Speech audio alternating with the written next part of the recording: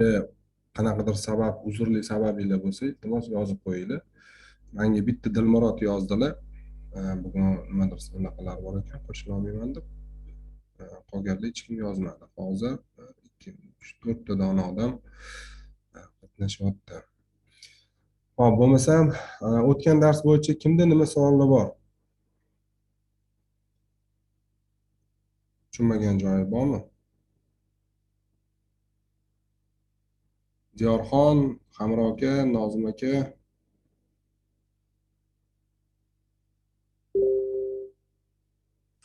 Assalomu alaykum. Menda bitta savol bor edi-da. Trendilikni nimani topamiz-ku? Mhm.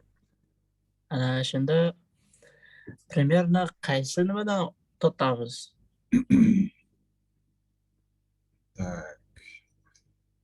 Hop, trendi belgilangani misol uchun mana qarang. Aha. Savolingizni to'g'ri tushungan bo'lsam, men tushuntirdim shu o'tgan darsda.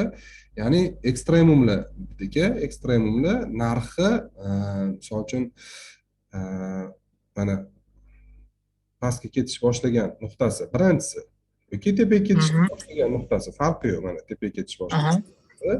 Ikkinchisi narx tushib turib qayrilgani ko'rinyapti. To'g'rimi? Aha. Qayrilgani ko'rinyapti. Mana shu yerda hozir bugun o'tamiz, bu mavzu qayrilgani ko'rinyapti, uровень hisob qayrilyapti va qayergadir borib to'xtayapti. Bu to'xtagan joyi birinchi ekstremumdan past, to'g'rimi? Birinchi ekstremumga nisbatan pastda. Aha. Bu birinchi ekstremum bor, ikkinchi ekstremum bor. Bo'ldi, bizda trend liniyamiz tayyor уже. Ya'ni mana shu liniya bo'yicha trend liniya tortiladi.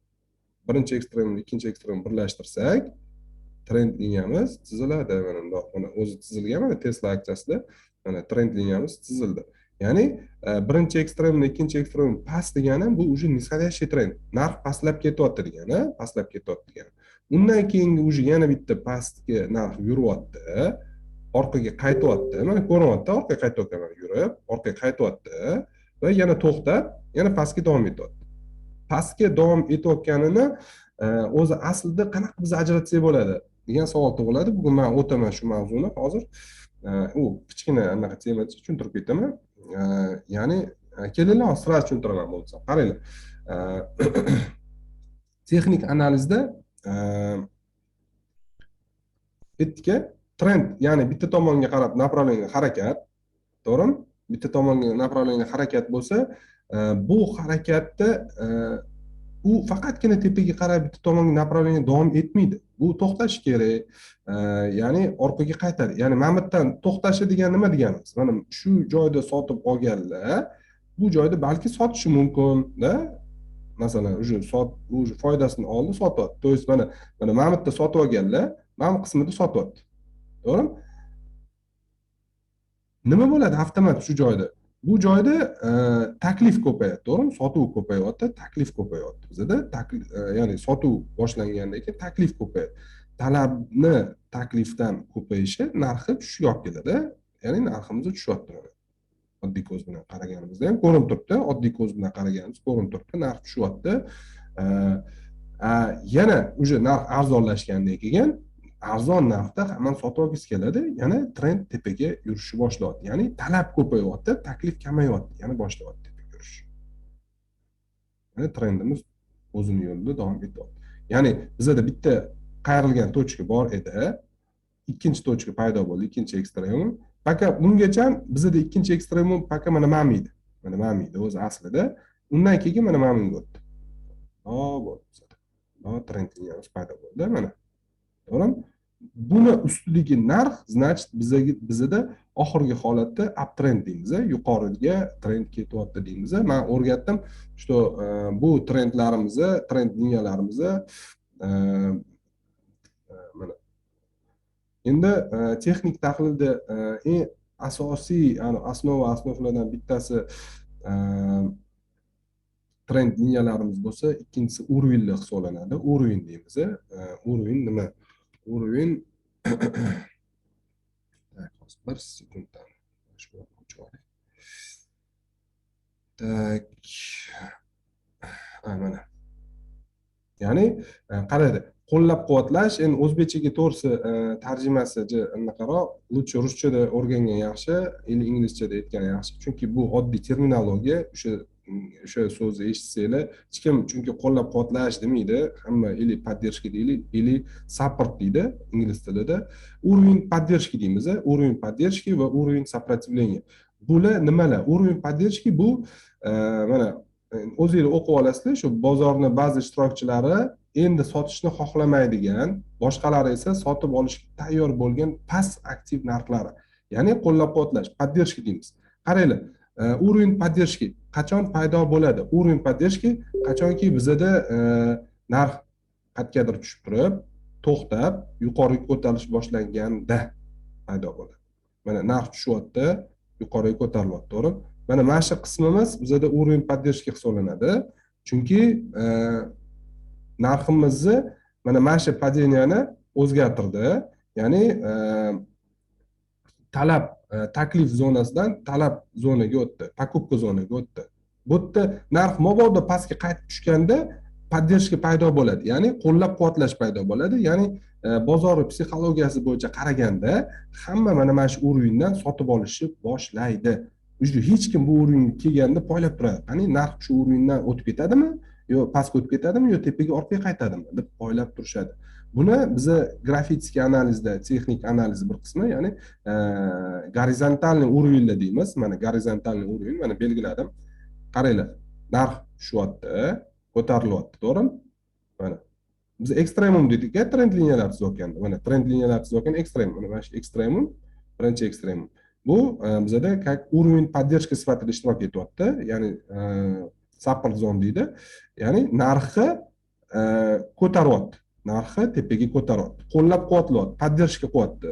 Ya'ni shu zonadan sotib olishyapti. Sotib olgandan keyin narx ko'tarilyapti, talab ko'p, taklif kam. Aynan endi narximiz mana bu qismiga chiqib, yana tushishni boshladi. Bu zonani biz уровень сопротивления deymiz. Taklif ko'paygan zonani, продажа, sotuv ko'paygan zonani biz уровень сопротивления, qarshilik zonasi deymiz. Sababi narximiz yana shu yoqqa chiqib, shunaqa bo'lishi mumkin, yana shu yoqqa chiqib, yana pastga qaytib ketishi mumkin. Hozir misollarda ko'ramiz bu narsani. Xuddi shu zonani ham biz belgilab qo'yamiz. Mana уровень поддержкani belgilagan bo'lsak, уровень сопротивлениeni ham xuddi shunaqa belgilaymiz. Mana уровень сопротивлениeni xuddi shunaqa belgilaymiz. Tushundinglar? Mana bu holat bo'yicha, mana bu grafik bo'yicha mana. Mana shunday grafik ko'radigan bo'lsak, mana bu zonani qaranglar. Уровень поддержки, уровень сопротивления. Сопротивлениeni men qizil qilib belgilab qo'yaman, mana tushunishingiz uchun. Уровень поддержкani yashil qilib belgilayman, или ko'k bo'lsa ham bo'ladi. Yashil qilib belgilayman. Hozir bir sekund. Tak. Вот.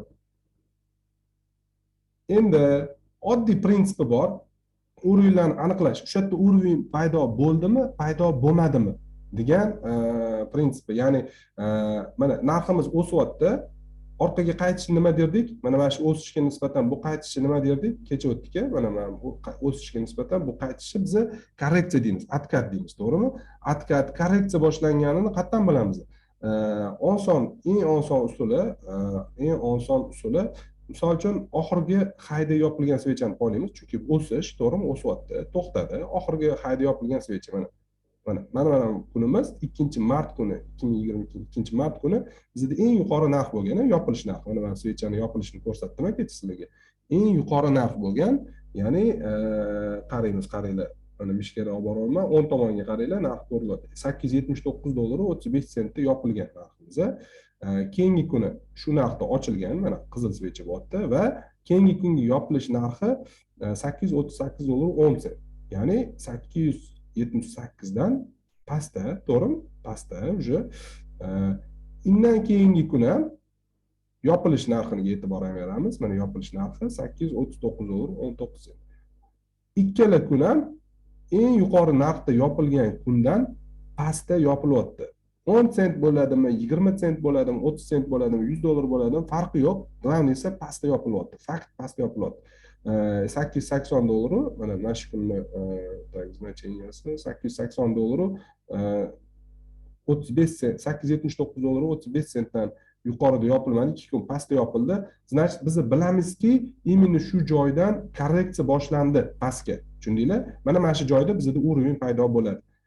Ya'ni eng high nuqtadan yoki eng low nuqtadan ikkita svecha pastda, agar покупкада ketayotgan bo'lsa, ikkita svecha tepada. Mana bizda low nuqta, eng oxirgi tushish nuqtasi mana mana bo'lgan, to'g'rimi? Ochilish nuqtasi bu bo'lgan, lekin yopilish nuqtasi mana tepada bor. Bunga nisbatan, mana mana narxga nisbatan, mana mana narxga nisbatan yuqorida yopilyapti va ana yuqorida yopilyapti.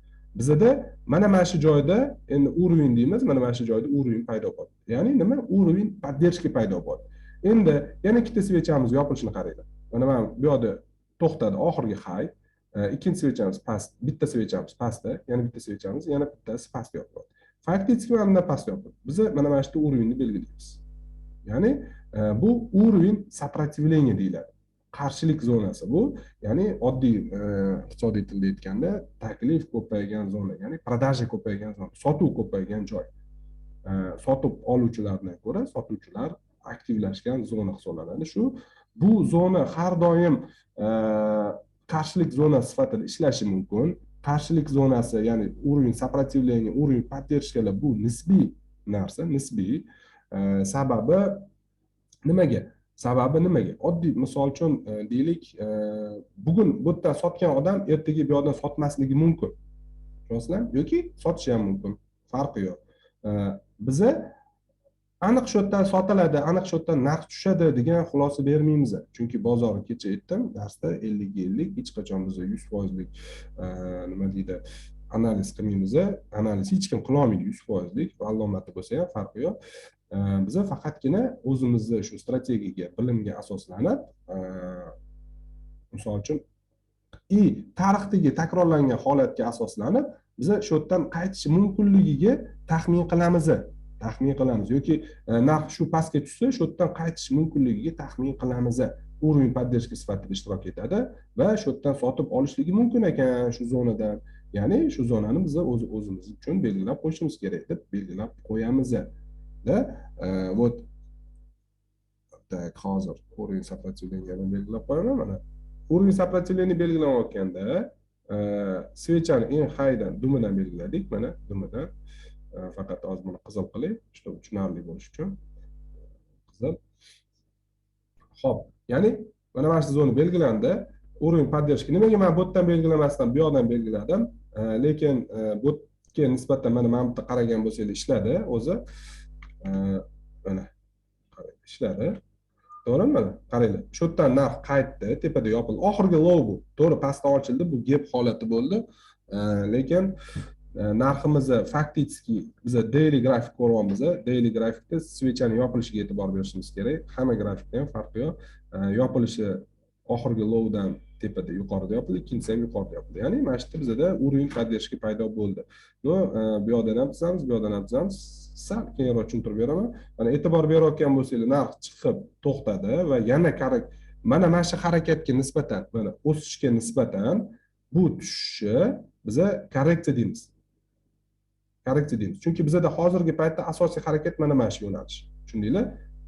A deydigan bo'lsak, bu yoqni B deydigan bo'lsak, mana narx to'xtab, yana tepaga qarashni boshladi. Tepaga qaraganini biz qayerdan bilamiz? Tepaga qaraganini biz mana oxirgi svechamizda low yopildi. Xuddi boyidagi korreksiya tugaganini. Mana xuddi bu yoqda korreksiya boshlanganini aniqlagandek, korreksiya tugagandan xuddi shunaqa ikkita svecha yuqorida yopilishi bilan aniqlaymiz. Mana bitta oxirgi low, ikkinchisi tepada, undan keyingi tepada yopildi. Tushundinglar? Bu yerda boyagi mana уровень bor edi, o'sha поддержка sifatida ishtirok etgan, shu yerdan narximiz qayildi. Tushundinglar? Bu zonalar har doim magnit zonalar, o'ziga tortadi, narxi tortadigan zonalar va o'zidan itarib yuboradigan zonalar hisoblanadi. Shuning uchun ham уровень поддержки, уровень сопротивления deymiz. Ya'ni mana grafikdan ko'rib turgan bo'lsanglar, trader продают deyapti. Ya'ni shu zonaga kelganda narx sotishyapti, уровень paydo bo'ldi, narx tushyapti. Yana qaytib ketyapti orqaga. Keyingisida уже bu zonadan o'tib ketdi. Men boya aytdim, bu narsa nisbiy narsa, har doim ham shu zonada sotuvchi bo'lmaydi. Agar sotuvchi bo'lsa, narx yana orqaga qaytish boshlaydi. Sotuvchi borligini, narx yorib o'tib keta olmaganini biz nima deymiz? ya'ni qanaqa aniqlaymiz? Ikkita swech oxirgi haydan ikkita svechi pastda yopilgandan aniqlaymiz. Что yorib o'tmadi. Agar deylik, mana shu уровеньni belgiladik, to'g'rimi? Уровень сопротивленияni belgiladik. Agar уровень сопротивлениyaga narx urilib yuqoriga yorib o'tib ketsa, tepada shu уровеньdan tepada ikkita svecha yopilsa, 2 kunlik svecha, daily to'g'risida gapiryapmiz, har bitta svechamiz bir kuni, ikkita svecha tepada yopiladigan bo'lsa, deylik, mana bunday holat bo'lsa, bir, ikkita. Mana bu holatda biz probitsiya deymiz. Yorib o'tish deymiz, probitsiya. Ну, proboy bo'ldi deydi-ku, trading tilda, proboy bo'ldi. Уровеньni probit qildi degani, mana mashtiga paydo qilingan уровень сопротивленияni yorib o'tib ketdi tepaga. Bir kun yopildi, 2 kun yopildi bo'ldi. Biz buni probitsiya deb hisoblaymiz. Yorib o'tib ketdi deb hisoblaymiz. Keyingi holatda bizga bu уровень уже nimaga aylanadi? Уже сопротивление sifatida ishtirok eta olmaydi. Chunki narxdan pastga o'tib qoldi. Narxdan pastdagi holatdagi уровеньlar bizda уровень поддержки sifatida ishtirok etadi. To'g'rimi? O'zgaradi bu уже, ya'ni уровень поддержкаga o'tadi. Mana уровень поддержки bo'ldi. Yana ketyapmiz dальше. Grafik ko'rib turamiz, qaranglar. Ketyapmiz. Hali narx уже ketdi, уже aniq ketdi. Mana oxirgi поддержка zona bu bo'ldi. Ya'ni qaytargan zonamiz bu bo'ldi. Уже bizga mana eski zona kerak emas. Undan ko'ra mana ko'chirib qo'yamiz. Yangi zonaga ko'chirib qo'yamiz. Narxni mana bundan qo'yamiz. Bo'ldi. Bu zona kerak. Chunki bu zonaga hali narx kelib tushgani yo'q. Boya aytdimmi? Asosiy harakat bo'ladigan bo'lsa bu, asosiy harakatga nisbatan narx orqaga qaytishi korreksiya deyiladi. Korreksiya deyiladi. Eslab qolinglar. Korreksiya, откат deganda shuni tushuninglar. Mana asosiy harakatimiz, asosiy harakatga nisbatan narx qaytishi. Agar narxi 100% qaytmasdan mana oxirgi zonadan yorib pastga o'tib ketadigan bo'lsa, bu уже bu harakatga nisbatan razvorot deyiladi. Ya'ni narxi butunlay harakatni butunlay o'zgarishi. Butunlay o'zgarish. Bu holatda butunlay o'zgarish bo'lmaydi. Bu holatda faqatgina korreksiya, откат bo'lyapti, ya'ni o'sib turib orqaga qaytish bo'lyapti va yana o'sishda davom etyapti. Mana уже mana bu o'rinda ham yorib o'tib ketdi. Probitsiya qilib bir, ikkita yopildi tepada. Znak probitsiya bo'ldi deb hisoblaymiz. Уже dальше tepaga ketdi bu narx. Endi kuzatamiz. Bizda hozirgi o'rinlarimiz narxga eng yaqin bo'lgan o'rinlar qayerda? Qaraymiz, qaranglar. Grafikda ham oddiy grafikda qaraymiz mana. Oddiy grafikimizda qaraymiz. Значит, так, qaranglar.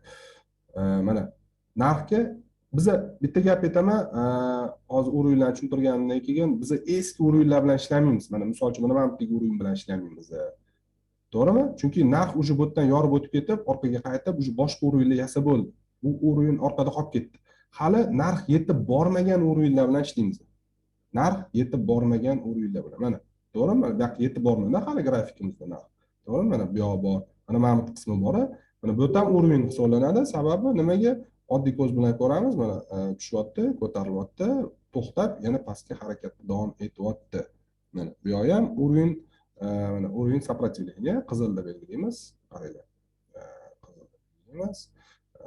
И undan keyingisi mana bizda mana bu joy ko'ryapti, to'g'rimi? Eng yuqori narx, hozirgi grafikda ko'rinayotgan eng yuqori narx. Buni ham qizilda belgiladik. Ya'ni hozirgi narximiz o'rtada turib, narxdan yuqorida ikkita уровень сопротивления bor, narxdan pastda 3 ta уровень поддержки bor. To'g'rimi? Уровень поддержки. Bu ham hali поддержка sifatida сопротивлениеda yorib o'tgandan keyin поддержкаga aylandi. Endi agar narx mabodo shu yoqqa qaytib keladigan bo'lsa, biz buni retest deymiz. Ya'ni shu o'ringa qaytib tushadi narx. Hozir shu holat bo'lsa, men sizlarga joyida tushuntirib ketaman. Tak, dalish ko'ramiz. Narximiz o'syapti. Tak, ko'ramiz, o'syapti. O'ringa yaqinlashib qoldik-a. O'rin сопротивление. Сопротивление zona nima edi? Qarshilik zonasi. Bu yerda sotuvchilar har doim aktiv bo'ladi. O'zi psixologiya bo'yicha har doim aktiv bo'ladi. Chunki bu zonalarni ko'rganda bozorda psixologiya juda katta rol o'ynaydi. Ya'ni narx o'z yo'nalishini o'zgartirishi mumkinligi haqida hammani miyasida nima deydi, qo'ng'iroq chalinib turadi. To'xta, sotib olma, paka poyla shu zonada nima bo'ladi. Ili pastdan sotib olganlar bo'lsa, shu zonaga kelganda qanchadir qismini sotgan, ili umuman sotib yuborgan degan xulosa paydo bo'lib turadi. O'shaning uchun bu zona как zona сопротивления sifatida bizda nima qilib turadi. Tak, ko'ramiz. Qaranglar, o'tolmayapti. Qizilda yopildi. Urovimizdan kun pastda yopildi. Mana e'tibor beringlar, pastda yopilyapti. Narx 1099 mana mana shu yerda yopildi. Mana qaranglar. Mana ko'rdinglar, svechamiz pastda yopilyapti. Uroving urildi, qaytib ketdi. Mana bunga o'xshab yorib o'tib keta olmadi, qaytib qoldi orqaga. Pastda yopildi, lekin pastga hali qaytgani yo'q. Korreksiya bo'lishi mumkinmi? Mumkin. Probitsiya bo'lishi mumkin? Mumkin. Poylaymiz keyingi kunni. Endi e'tibor beramiz. Qaranglar, yana ertasi kuni ham urilib, yana shu zonadan o'tolmayapti.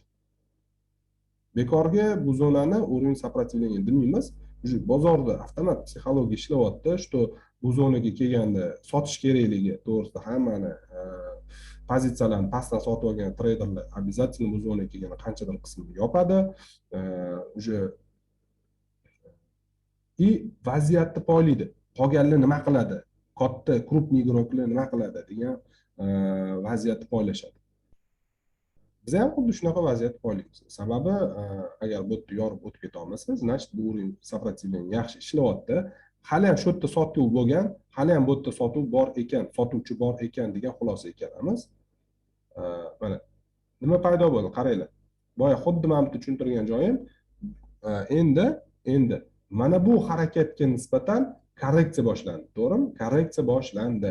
Sababi nimaga? Sababi bitta hay yopilgan svechamiz. Hay mana yuqorida. Mana yopilgan svechamiz hay mana bu yoqda. Undan keyingi svechamiz yopilishi bu yoqda va pastda yopiladi. Ikkalasi ham bunga nisbatan pastda yopilyapti. To'g'rimi? Mana yopilishini e'tibor beraylik. Necha? 1098.11, buni yopilishi 1093.78. 98 94 deydi. Mana pastda. Bu ham pastda 77, 1077. Значит, bizda korreksiya boshlandi. Bizaga bu eski уровень kerak emas, yangi уровеньga ko'chiramiz. Mana, do'q ko'chirib qo'yamiz. Qarang, ko'rdinglar? Chunki ikkita svecha pastda yopilgandan keyin biz bilamiz, что уровень paydo bo'lganini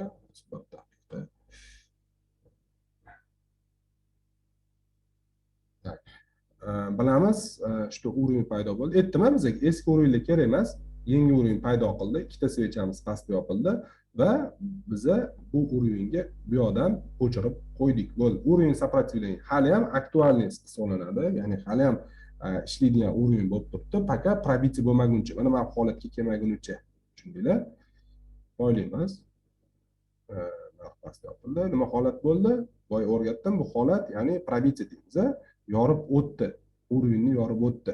Lekin hali biz to'liq yorib o'tganiga ishonchimiz komil emas, sababi bitta donagina kunimiz yopildi yuqorida, yana bitta kun tepada yuqorida yopilgan bo'lsa, biz уже где-то 70% yuqoriga yopildi degan xulosaga kelishimiz mumkin bo'ladi. Ko'rdinglarmi? Nima bo'ldi? Qaranglar. Yana ertasi kun nimaga ikkinchi kunni poylaymiz dedim. Sababi ikkinchi kunni poylaganimiz bizga уже aniqroq ma'lumot beradi. Уже men aytdim, 100% bozor hech kim prognoz qilmaydi, sababi buni umuman imkoni yo'q. Bozorda juda ham aqlli algoritmda ishlaydi, uni hech kim hech qachon prognoz qila olmagan. U har doim nima deydi? Siz o'ylagan tomonga emas, teskari tomonga yurish ehtimoli kattaroq. O'shaning uchun biz 50-50 deymiz bozor. 50/50 har doim, lekin sizni bilimingiz, strategiyangiz va o'sha tajribangiz 50-50 emas, o'sha 60ga, 40, 70ga, 30 holatga olib keladi. Siz tomonga imkoniyatda nima deydi, o'sha holat yuzasidan imkoniyatda siz tomonga burilishiga ko'proq anaqa bo'ladi, turtki bo'ladi. Xullas, mana ko'rdik, qaranglar. Qaytib kirib ketdi, to'g'rimi? Qaytib kirdi. Bu holatda biz nima deymiz? Mana yorib o'tgan holatda, mana bu yorib o'tdi. Bir, ikkita svech yopildi. Bu holatda biz proboy dedik, to'g'rimi? Proboy.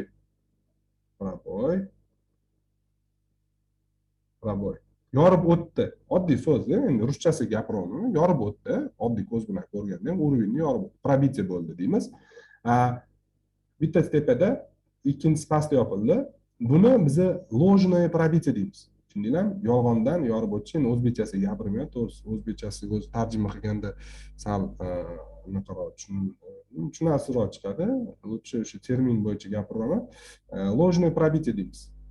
Eslab qolinglar, bu kerak narsa har doim. Bu aniq bozorga baho beriladigan holat yuzasidan, masalan, probitие bo'ldi, ложный пробитие bo'ldi deb bu termin juda ham ko'p ishlatiladi. O'sha grafikka, ya'ni qanaqadir aksiyani tendensiyasi ko'rilayotganda ham bunga baho beriladi. Ya'ni ложный пробитие deymiz.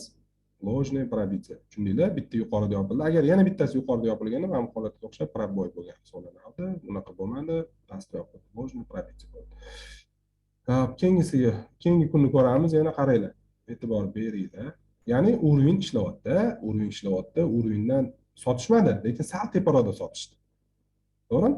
Endi bizada mana bu уровень сопротивленияmiz, shu yerda qoldirsa ham bo'ladi, lekin aslida bu yoqqa ko'chirib qo'yamiz. Chunki narx o'zgardi, yuqori high nuqta o'zgardi. Tushundinglar? Endi narx bu yoqqa kelishini poylaymiz. Bu yoqqa kelganda biz to'xtaymiz. Stop deymiz. Mana bir kun qolganda, ya'ni o'sha yaqinlashib qolganda stop deymiz. O'sha hech qanaqa покупка сделкani amalga oshirmay turamiz. Chunki oldinda muhim zona turibdi. Bu zonada ko'pchilik bozor psixologiyasi bo'yicha sotishi ehtimoli juda ham katta. Yoki уровень поддержки kelganda bu yerdan sotib olish ehtimoli juda ham katta. Shu joylarga e'tibor beramiz. Hop, ikkita svechamiz pastda yopildi bo'ldi. Значит, nima holat bo'lardi? Bizda korreksiya holati boshlandi. To'g'rimi? Уровень tepaga ko'chdi. Bu yerda korreksiya bo'ldi, пробитие bo'ldi, ложный пробитие bo'lib yana ichkariga qaytib kirib oldi. Bizda уровеньimiz o'zgardi. Уровень сопротивления zonamiz o'zgardi, tepaga ko'chdi. Xullas, bu zona yana nima deymiz? Yana mana bu harakatga nisbatan korreksiya boshlandi. Chunki high bo'ldi. Mana yuqorida yopilganda ikkita kunimiz pastda yopildi. Korreksiya boshlanyapti bizda. Pastga qarab harakat boshlanishi mumkin. Yana aniq kelamiz. Keyingi kunni ko'ramiz. Uje pastga ketyapti.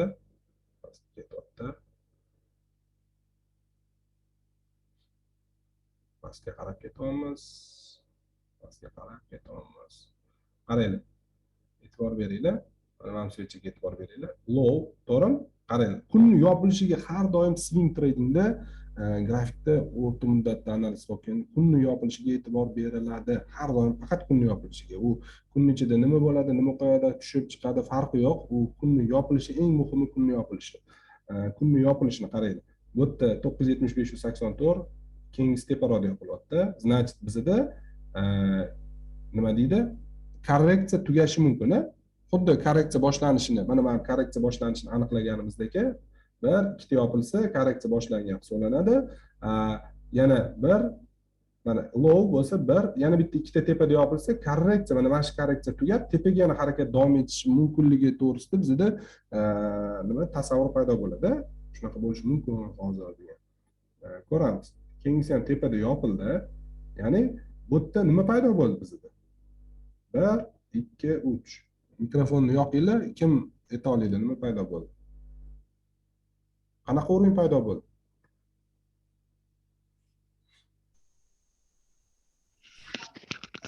Уровень поддержки o'zi kerak. To'g'ri, o'rin поддержки paydo bo'ldi. Chunki bitta low, high bo'ldi. Bunga nisbatan high bo'ldi.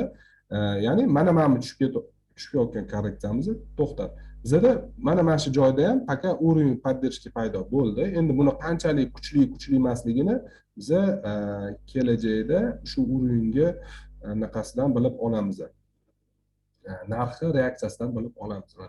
Xuddi shuni low taqadim, mana shu joydan belgiladim. Уровень поддержки faqat bilmaymiz, kelajakda nima bo'ladi bu. Kuzatamiz dalish. Tak, qaraymiz.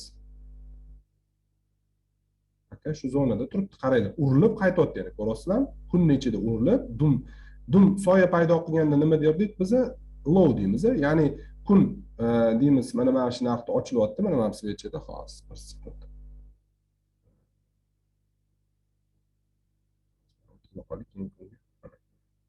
Soyasi paydo bo'lganda, ya'ni narx shu yoqqa tegib qaytyapti, kunning ichida lokalni urilib qaytyapti. Yuqoriga qarab ketish boshlandi. Yana shu o'ringa kelib to'xtadi, qaranglar. Yopilish pastga o'tib ketmadi, o'rindan pastga o'tmadi, shu yerda yopildi.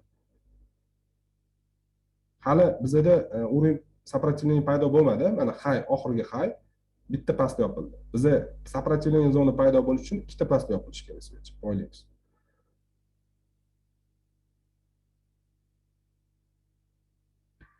Nima bo'ldi? Mana buni olib tashlaylik. Chunki qaranglar.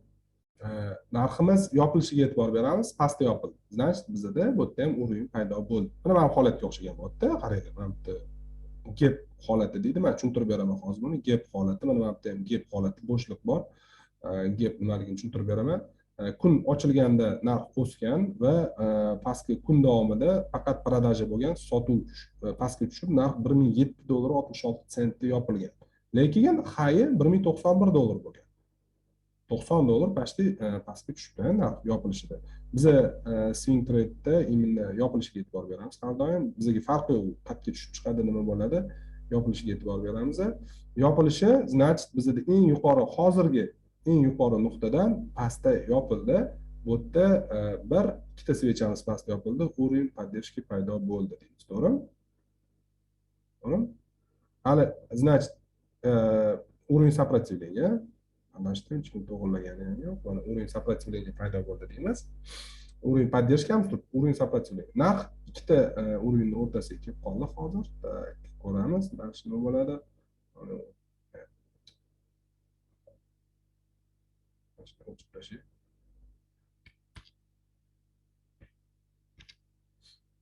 Hop, dalish ko'ramiz. Qaranglar, уровень поддержки ushyapti narxi. Yana shu yoqqa keldi, yana qaytaryapti. No, hozircha bizda уровень сопротивления hech qaysi уровеньni hech qayerga yorib o'tgani yo'q. Pastga yorib o'tdi, qaranglar. Pastga yorib o'tib ketdi. Endi bir kun oldingi darsda o'tdik trend liniyalarini. Bizda ikkita ekstremum paydo bo'ldi. Birinchi ekstremum, ikkinchi ekstremum paydo bo'ldi. To'g'rimi? O'sha narx tushib, chiqib, yana dars tushib ketyapti. Ya'ni bizda nima paydo bo'ldi? Nisходящий trend paydo bo'ldi. Nisходящий trend paydo bo'ldi. Ya'ni pastga ketayotgan trend. Mana trend o'rgatdimmi? Vazifam xudo xolisa chorshanba kuni tekshiraman. Mana nisходящий trendimiz ham paydo bo'ldi. Сразу значит, bilamiz, что narx pastga qarab ketyapti. Уже nisходящий trend boshlandi. Bu o'rinimizni yorib o'tib ketdi. Bitta svechada yoridi. Qaranglar, bitta svecha yoridi. Mana buni ham yorib o'tib ketdi pastga. E'tibor bering. Pastga yorib o'tib ketdi. Bu o'rin поддержка sifatida ishlayotdi. Agar qaranglar, agar shu zonadan mana bunday holat bo'lsa, chiqdi va orqaga qaytib kelib shu zonadan yana tepaga ketishi, bu retest deyiladi.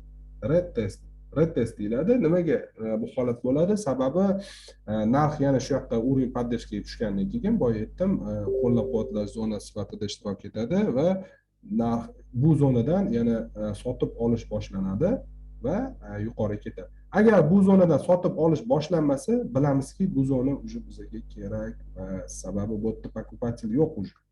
Bizga покупатель bor zona va продавец bor zonalar kerak. Uni qayerdan bilamiz? Uni именно уровеньga kelib urilib, reaksiyasidan bilamiz. Ya'ni narxni o'zini tutishdan bilamiz. Agar o'sha уровень qaytara olmasa, bilamiz, что xuddi unaqa holat bo'lmayapti. Продавец ham покупатель ham yo'q deb bilamiz. Hop, qaranglar. To'xtadi, lekin уже sal pastroq o'tib to'xtadi, pastroqda to'xtadi. Kuzatamiz, lekin probitse bo'ldi. Bitta svecha yopildi, ikkinchi svecha ham pastga yopildi. Уже probitse deymiz buni, bu holat уже probitse bo'ldi deymiz. Уже bizga bu уровень to'g'risini aytsam уже kerak emas. Уже bo'ldi. Neaktualniy o'rin hisoblanadi. Sababi agar narx shu yerdan yana qaytgan bo'lganda, bundan orqaga qaytgan bo'lganda, yo'q deymiz, bu yoqda покупатель bor ekan, kuchli o'rin ekan deb dalsha ushlab turgan bo'lardik. No, bizga уже bu kerak emas. Pastga qarab ketish boshlayapti narx. Уже chunki o'rin o'zgaradi уже. Lekin mana bu zonamiz turibdi hali. Qaraydi. Bu zonamiz nimaga aylandi уже? Уровень сопротивления, уровень поддержкаdan pastga yorib o'tgani uchun уровень сопротивлениyaga aylanib qoldi. To'g'ri? Qizil bo'lib qoldi. Qizilga aylantirib qo'yamiz. Bizda ikkita поддержка qoldi, bitta uchta сопротивление qoldi. Trendimizni qaramamiz, trend pastga ketdi. Nisbatan trend boshlandi. Narx to'xtadi. Qaranglar. boya o'rgatganimdek, ya'ni ikkita svechamiz уже oxirgi lowdan yuqorida yopilish boshlasa, shu joyda uровень paydo bo'ladiki, mana yopilishiga qarang, e'tibor beringlar. Tak.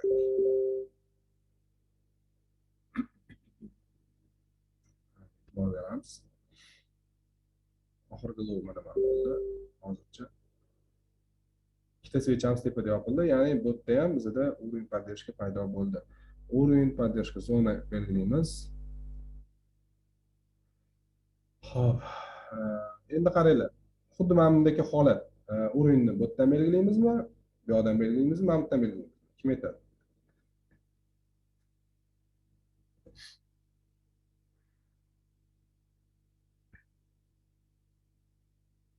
Kim aytadi?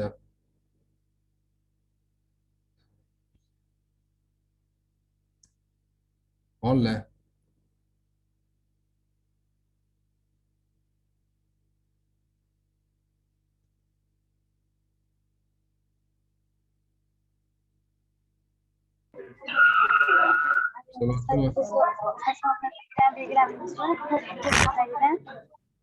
Nima deysiz? 280 bor. Qo'shnidagilar belgilash kerak. O'sha yerdan Yaxshi. Hop, qaranglar. Tak. Bir sekund.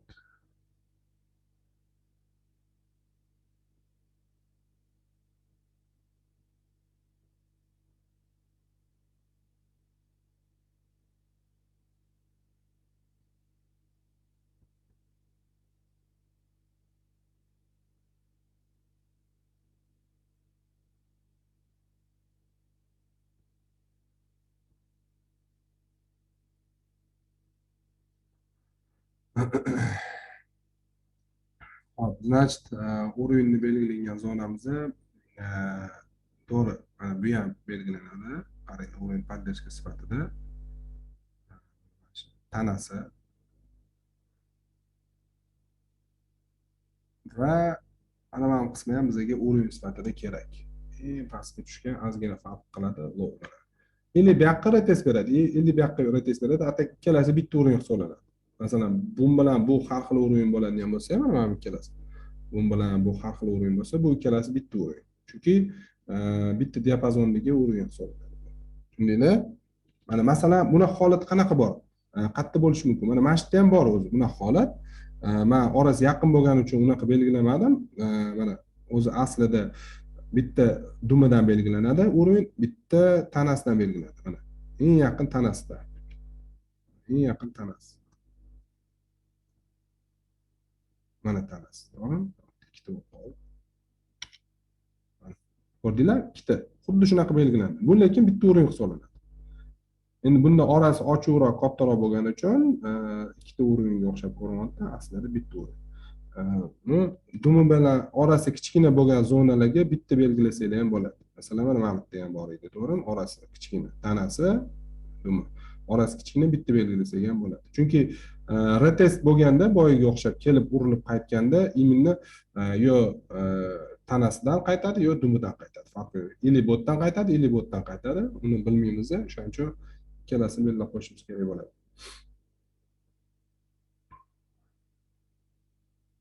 Qaranglar, ko'rdinglar? Поддержка sifatida ishlayapti. Uni yopilishini qarang. Urindan yuqorida teyapti, tepaga ketyapti, teyapti, tepaga ketyapti. Endi уже пробитие bo'ldi. Yana bitta svechamiz pastga yopildi. Keyingisi ham pastga yopildi. Ya'ni bu urinda o'sha bo'lib bizga kerak emas. Yana nimaga bo'lib qoldi bu urin? Bizda urin сопротивление sifatida ishlagan bo'lib qoldi. Narximiz chunki pastga yorib o'tdi. Xo'p, yana bitta ekstremum paydo bo'ldi bizda. Yana bitta ekstremum paydo bo'ldi. Kechagi birinchi darsimiz bo'yicha e'tibor beradigan bo'lsak, mana bu tashqi trend liniyasi bo'ladigan bo'lsa, bunisi уже ichki trend liniya hisoblanadi. Trend liniyasi sifatida belgilab olamiz.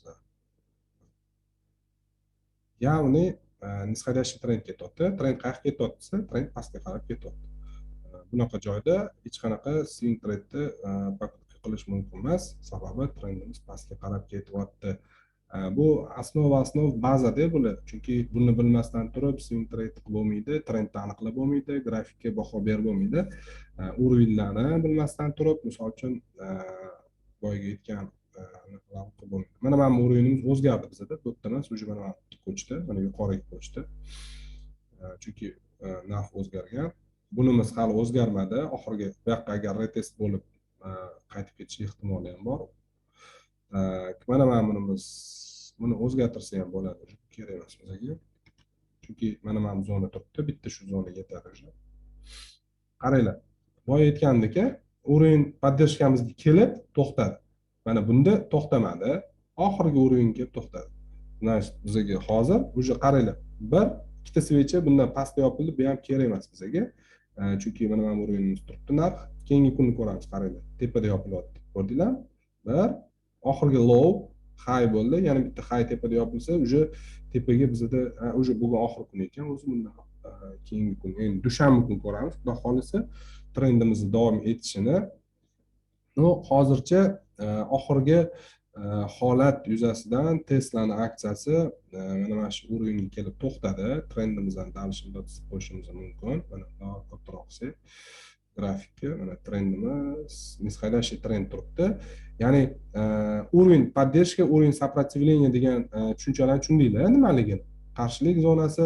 Endi kechiga o'tgan trend liniyalarimiz ham уровень поддержки, liniya поддержки, liniya сопротивления sifatida ishlashi mumkin. Agar narx trenddan pastda bo'ladigan bo'lsa, qaranglar, e'tibor beringlar. Ikkita ekstremum chizildi, mana chizildi, birlashtirdik. Trendda bu tashqi trend, bu ichki trend bo'ldi. Endi bu bizda bu yerda ham xuddi shunaqa ekstremum paydo bo'lgani uchun ichki trendni chizdik.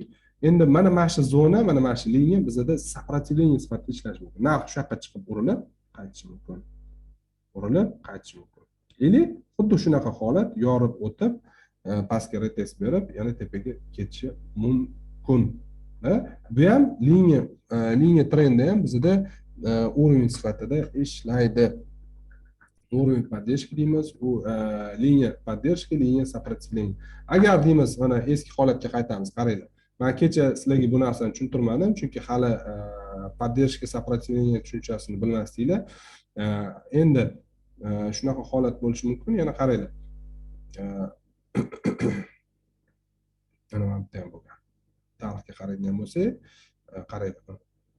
Pastga tushyapti, kelyapti, yana pastga ketyapti, yana urilyapti, pastga ketyapti. Probit qildi, retest berdi, no baribir pastga ketdi. Endi aslida kuch nuqtai nazaridan qaraydigan bo'lsak, qaysi kuchli, o'rinli kuchlimi yo liniya trendalar kuchli hisoblanadimi? Misol uchun narxni qaytarish bo'yicha deydigan bo'lsa, o'rinli deb aytaman. O'rinli, gorizontalni o'rinli har doim kuchli bo'lgan. Trendlar ko'proq bizga направленияni va chegarani belgilab beradi. Hozirdagi vaqtinchalik chegarani belgilab beradi. Ya'ni narx shu yerda yorib o'tsa, bizda yana bitta pastga tushib, tepaga qaytish boshlasa, bitta ekstremum bor edi, yana bitta ekstremum paydo bo'ldi. Uptrend paydo bo'ladi degan xulosaga kelishimiz uchun yordam beradi bular. Tushundinglar? Trend liniyalari. O'sha anaqada ko'rsatdim-ku sizlarga. Hozir qayerdadir bor edi, mana narxni o'zgarishini va kelajakda uni harakatini, yo'nalishini taxminiy aniqlash uchun.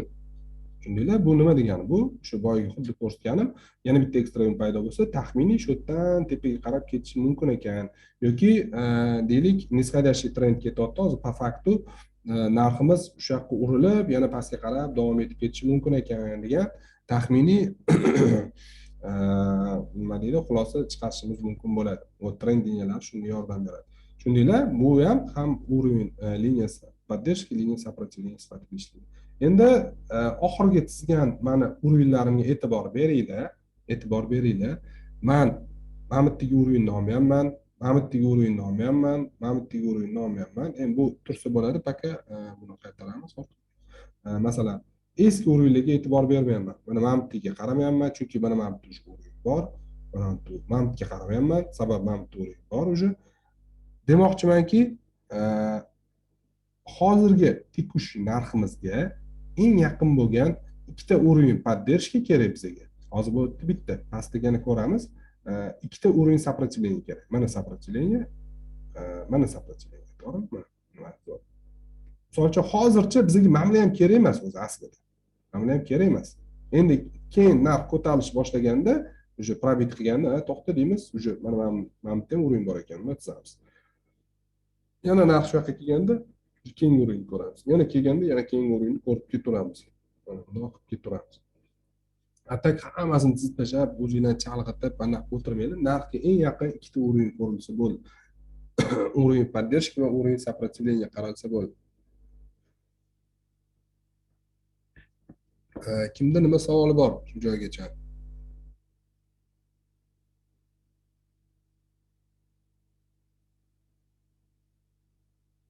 Bo'ldi.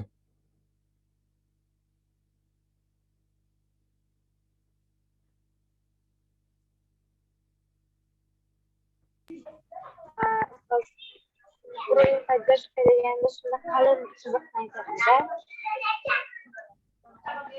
O'rin поддержки yashil bilan belgiladim. Ya'ni narxi pastga tushib, mana narx tushyapti, qaytarayotgan zonani aytamiz. Покупка zonasini aytamiz. O'rin поддержки deymiz. Qo'llab-quvvatlash zonasi o'zbek tilida. Endi yaxshisi shu ingliz tilida yoki rus tilida aytgan yaxshi bu terminni, chunki hamma shu tilda ishlatadi. Kimgadir qo'llab-quvvatlash zonasi tushunmaydi to'g'risi. Shuning uchun o'rin поддержки или support zone deydigan bo'lsangiz hamma tushunadi. Narxi qaytarayotgan zona, talab ko'paygan zona, oddiy iqtisodiy tilda aytadigan bo'lsak, talab kuchaygan zona o'rin поддержки mana ko'rinib turibdi. Ko'z bilan qaraganmiz. Men ikkita svecha tepada yopilsa, mana low, to'g'rimi? Mana bitta yopilyapti tepada, yana bittasi tepada yopildi. O'rin поддержки paydo bo'ldi. Ya'ni shu yerdan talab kuchaydi, taklif. Mana bu yerda qaranglar. Tushuntirdim-ku, mana yuqorida yopildi narximiz, ikkita svechamiz pastda yopildi. O'rin сопротивления paydo bo'ldi. Ya'ni o'rin сопротивления degan qarshilik zonasi. Sotuvchilar aktiv bo'lgan zona. Ya'ni sotuv kuchaygan zona, taklif kuchaygan zona. Tushundinglarmi? Inglizchasini bo'ladi shuni. Nima deysiz? Qaytaruvchini inglizchasini bo'ladi. Resistant. Сопротивление ruschasiga, сопротивление, qarshilik. Сопротивление. Keyin boyagi yolg'on takam nimadir dedingiz-ku? Ложный пробитие. Yolg'on takam qaytish. Пробитие dedim, ложный пробитие dedim. U narsa nima? Уровень paydo bo'lgandan keyin shu уровеньni mana bitta уровень paydo bo'ldi. Bizda ложный пробитие bo'ldi. Mana bu holatda, to'g'rimi? Mana уровень paydo bo'ldi. Bitta high deb yopildi, low deb yopildi, уровень paydo bo'ldi. Уровень сопротивления mana shu turibdi. Keyingi svechamiz yuqorida yopildi.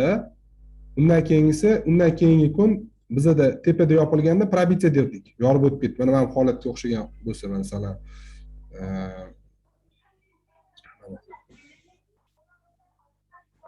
поддержка sifatida ishlaganda bu. Mana bu holat. Уровень сопротивления degani. Oldingi eng yuqoridan tepaga bitta svecha mana qarang, bitta svecha yopildi, ikkinchi svecha ham tepada yopildi. O'sha пробитие deymiz buni. Yopilib, yorib o'tdi deymiz уровень. Bo'ldi. Bu уровенimiz bizda уровень поддержкаga aylanadi. O'sha qo'llab-quvvatlash zonasiga aylanadi. Ketdi tepaga. Yana xuddi shunaqa mana bu yerda to'xtadi narx. Bitta svechamiz eng yuqori narx yopilishi, pastda yopildi. Уровень сопротивлениeni paydo bo'ldi. Yana o'sha sotuvchilar kuchaygan zona qizil bilan belgilab qo'yamiz. Ajratish uchun sotuvchilar zonasi narx qarang, yorib o'tdi. Yana bitta svechamiz yorib o'tganda bo'ldi, proboy qildi, yorib o'tib ketdi derdik. Lekin keyingi kun ham pastga tushib oldi. Shu уровеньdan pastga tushib oldi. Mana shu holatda biz ложное пробитие deymiz. Ложное пробитие deymiz. Men terminlarni hammasini joyida anaqa chiqqanda o'rgatib ketyapman. Nima deydi? O'sha mana shu grafikdan ko'rsatib, sразу holatda qanaqa holatda bo'ladi, nima bo'ladi, sразу real bozor holatida ko'ryapsizlar demoqchimanda, tushundinglarmi? Endi anaqa broshuralar ham bor, no ko'proq sizlar o'shaning uchun zapis tushunmagan bo'lsanglar, zapis o'tirib ko'rsanglar, o'sha kerakli joylarni o'zingizga yozib olsanglar, masalan skrin qilsanglar bo'ladi, oddiy print skrin qilib, masalan mana shu holatda shunda print skrin qilardimda, masalan 10 yilda bo'lganimda, masalan bunday ketyapti, mana ложный provitsiya dedimmi, shu yerda shunda print screen qilardimda, mana bu yozardim izohiga, mana tekst bor. Lighting shot degan programma bu. Print screen knopkasini bossanglar, xohlagan zonalarni print screen qilsanglar bo'ladi. Men gapirib turgan paytimda ham, monitorda ko'rayotgan paytingizda ham qo'ysangiz bo'ladi, farqi yo'q. Mana mana shuga sразу zametka qilib yozardim. Masalan, ложный provitsiya ekan deb сохранить qilib qo'yardim. Mana сохранить tugmasini bosib, o'zimga сохранить qilib qo'ygan bo'lardim. Yoki bitta daftarga xuddi shuni chizib yozib olgan bo'lardim, чтобы esimdan chiqib qolmasligi uchun. Endi kimdir misol uchun agar zapis ko'rishga erinadigan bo'lsa, shunaqa qilsangiz bo'ladi. Xullas bu zonaga kerak emas. Biz oxiriga keldik. Mana shu joy hozirgi holatda, значит, biz именно shu grafikka texnik tahlil qilganimizda, baho berganimizda, ya'ni grafikimizni Tesla'ning aksiyasi pastga qarab ketyapti, lekin muhim уровень qo'llab-quvvatlash zonasidan qaytdi narx, покупатель aytdimi boshida, уровень поддержки, liniya поддержки, уровень сопротивления, liniya сопротивления, bu hammasicha bozordagi psixologik joylarda, ana nima deydi, treyderlarni yoki investor shu fondlarni e'tiborini tortadigan zona. Bu shu yoqqa kelganda уже hammasi ekan o'ylashni boshlaydi. Ungacha faqat urin bo'shliqda ketayotgan hech kim o'ylamaydi. Bo'ldi, mana bu kecha boradi, keyin gaplashamiz deydi. Mana masalan, mana bu urin bor edi, mana narx ko'tariladi. To'xta deydi, bunga tema deydi, faqat mana shu kecha kelsin, keyin gaplashamiz deydi. Agar shu yerdan haqiqatda prodaja boshlanadigan bo'lsa, biz ham pozitsiyamizni yopamiz. Mana sotib olgan aksiyamizni sotib olamiz. Bo'ldi, bizga pastga ketish, ushlab turishga anaqamiz yo'q deydi.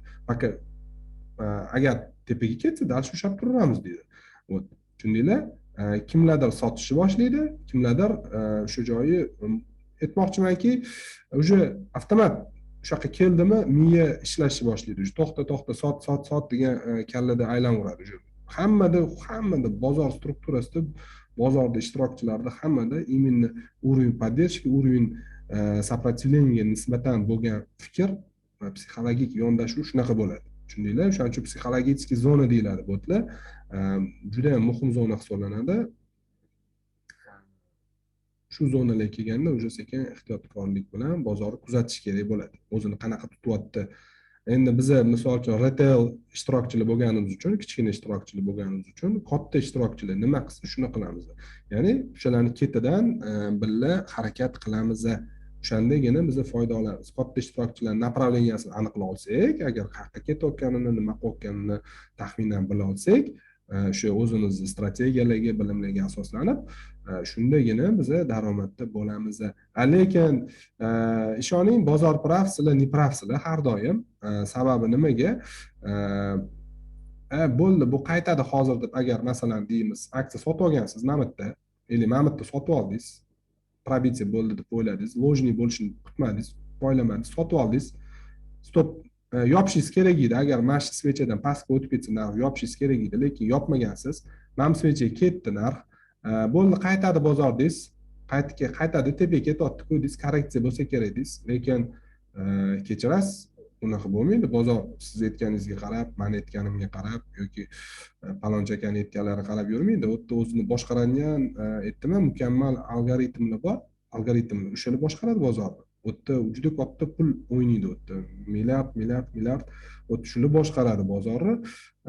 Значит, o'shalar krupniy игрок desak, agar shularni o'shalar bilan birga biz qat'iy harakat qilayotganini bilsak, to'xta deymiz, men sotib olay, narx pastga ketyapti, уже ma'muriyatni yorib o'taman, ложный probitsiya berdi, значит, pastga ketish ehtimoli katta ekan. Agar yana tepaga ketsa, yanadan sotib olaman, farqi yo'q. Mana menga belgilangan zonam shu ekan, значит, mana shu zonani yorib o'tsa, men yana qaytadan покупкаga zelka ochaman, sotib olaman. Masalan, Tesla aksiyasini hozircha men buni zararda bo'lsa ham sotib olishim kerak ekan deyiladi. Sababi dalish pastga ketish shansi katta bo'ladi. Xuddi shunaqa pastga ketyapti, hech qanaqa tepaga chiqayotgani yo'q narx. O'shaning uchun aytayapman, har doim bozor prav, sizlar ne pravsizlar. O'shaning uchun nimadir qanaqadir prognoz qilishdan oldin, nimadir ideya berishdan oldin, har doim chiqadi degan narsa ko'pchilik endi ertaga kelajakda praktikaga qolganingizda bilasizlar.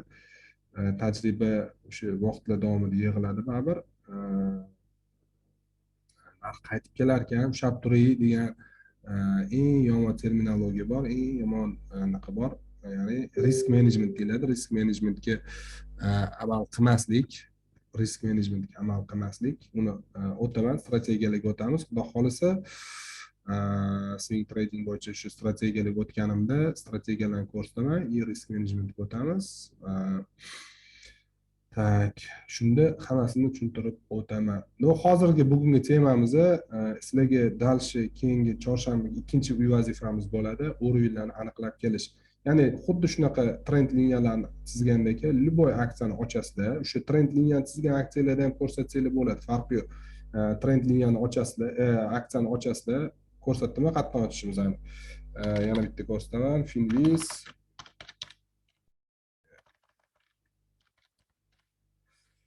Finiscomga kiramiz. Tak. Или mana screenerga o'tamiz. Market cap, ya'ni kapitalizatsiyasi, korxonaning narxi eng yuqori mega deymiz, 200 milliarddan yuqori bo'lgan korxonalarni olamiz. Mana hammaga tanish korxonalar 39 ta, 38 ta ekan. Mana shu 40 ta edi, lekin 2 ta kamayib qolibdi, yana qaysidir kompaniya chiqib ketibdi. Tak. Ko'ramiz, mana shularning ichidan любой tikerni olamiz, kirgizamiz. Masalan, deylik, qaysi kompaniya bor? Любой aytaylik, masalan, Baba kerak. Apple olamiz. Amazon kerak emas, Baba kerak emas. Endi paka qilib tursanglar bo'ladi, atak bular nojoiz bo'lgani uchun, kompaniyalar faoliyati, shubhali faoliyat bo'lgani uchun bu aksiyalarda ishlamaymiz. Amazonda ham, Babada ham ishlamaymiz. Xullas, uni keyinroq ko'rsatib o'taman, sizlarga tushuntiraman qanaqa shariatga, qoidalarga mos aksiyalarni tanlashni. Swing trade'da именно strategiyalardan keyin aksiyalar tanlovi bor, o'shanda ko'rsataman xudo xolisa. Xo'p, значит, Apple deysiz. Apple ochamiz. Apple ochamiz, masalan. Xo'p, mana Apple bizada. Xuddi shu yerda mana pustoy grafik o'rinlarni belgilaysizlar. Narxga eng yaqin bo'lgan o'rinlar. Mana e'tibor beringlar. Gorizontal o'rinlar. Hozirgi mana o'rin поддержкада nima qaranglar. O'rin поддержка ishlaganini qaranglar. Qaranglar. Rovni qaytargan tepaga. Mana rovni qaytaryaptim. Mana ikkita olamiz. Bittasi dumidan, bittasi tanasidan oladigan bo'lsak, tanasiga tegib qaytyapti. Ko'rdinglar? Mana tanasi, mana oxirgi tanasi, mana mamsivchani tanasi, mana kattalashtirib ko'rsatdik sizlarga. Ko'rinish uchun mana. Mana. Ko'rdinglar? Bittasi dumidan, bittasi tanasidan. Atak orasi yaqin juda ham, просто sizlarga ana ko'zinglar bilan ko'rib, "Voy, tegmabdi-ku" demanglar deb ko'rsatib qo'yiraman. Mana tegib, shu yerdan qaytyapti.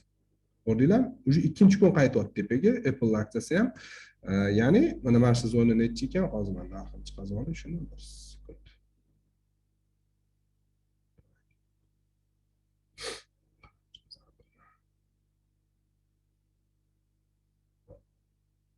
Metka mana yonida chiqib turgan ekan. 139.12 mana. 139 dollar 12 sentdan urilib qaytib tepaga hozir 147 dollarga chiqdi.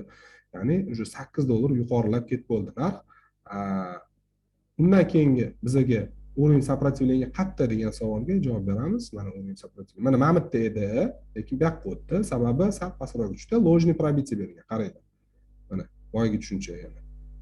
Mana bitta edi, tushib qaytdi, ложный пробитие berdi. Mana shu zona ложный пробитие. Sizlar screen qilganinglarda iltimos sizlardan bundoq qilasizlar, mana bu yerda belgilangan tizilgan joylari bor. Или strelka qilsanglar ham bo'ladi. Tak, hozir strelkamiz qayerda? Mana strelka. Bundoq qilasizlar. Bundoq belgilaysizlar, strelka bilan chizib strelka ko'rsatdinglar, pastga yozasizlar. Tekstni bosasizlar, pastga yozasizlar. Ложное пробитие. LP qilib qo'ysanglar ham bo'ladi. LP desanglar tushunamiz. Ложное пробитие mana. Mana ложное пробитие. O'ringa nisbatan bo'lgan bu narsani sizlar qilishinglar, grafikda ko'rsatib ketishinglar o'zingizga kerak. Sizlarning esingizda qolishi uchun yaxshi praktika bo'ladi bu narsa, yaxshi nima deydi, esingizda qoladi. Mana shuni sizlar ko'rsatib ketsanglar, sizlardan ko'rib kimdir ham ko'radi, "Oh, deydi, yaxshi, mana shu joyga qoldirgan ekanman", deb o'zini xatosini ko'radi. Men aytdim, o'sha uy vazifa tekshirayotganda iloji bo'lsa hamma qatnashsin, o'shanda hamma bir-birini xatosidan o'zini xatosini ko'rib xulosa chiqazib oladi. Ложный пробитие masalan. Mana bu yerda nima bo'ldi? Nima holat bo'ldi? Boyga o'tgani. Отбой bo'ldi. Mana qaranglar. Уровеньga kelib urilib, qaytib ketdi. Пробитие уровеньdan urilib yorib o'tishini aytiladi. Ложный пробитие уровеньga kelib yorib o'tolmay orqaga qaytib ketishi aytiladi. Ложный пробитие deb, уровеньdan kelib orqaga qaytishi отбой deyiladi. Отбой. Ya'ni oddiy bunaqa deyotganda mana masalan, stroka qilamiz. Shu joyda nima bo'ldi? Отбой deb yozamiz.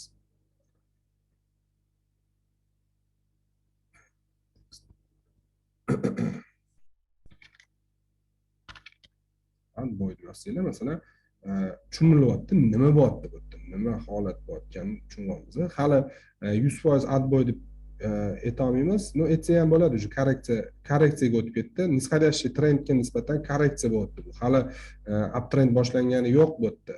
Uptrend boshlanmadi. Korreksiya qayergacha bo'lishi mumkin? Mana bu o'ringacha bo'lishi mumkin. O'rin сопротивления уже. Eng yaqin o'rin mana qizil deb belgilaymiz. O'rin сопротивления. Shu ham kerak emas menga. Просто sizlarga ko'rsatdim oxirgi отбой. Mana narx mana shu joyga qarab harakat qilyapti. Shu yoqqa yetib kelib, shu yerdan agar dal tepaga ketadigan bo'lsa, ikkinchi ekstremum yasaydigan bo'lsa, bizda uptrendimiz paydo bo'ladi. Ikkinchi ekstremum bo'lgandan keyin faqat mana bu yerda bitta ekstremum bor, yana bitta ekstremum bor, mana bitta ekstremum bor, mana bitta ekstremum bor. Уже нисходящий trend tayyor. Lekin hali uptrend boshlangani yo'q. Uptrend boshlanishi uchun xuddi shu holat teskarisiga bo'lishi kerak.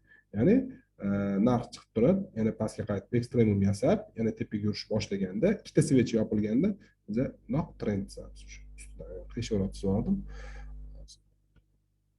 Trend chizamiz, shunda uptrend boshlangan bo'ladi. Hozircha bizda nima ketyapti? Mana burchagida liniya trendi nima ketyapti? Oxirgi trendni chizamiz.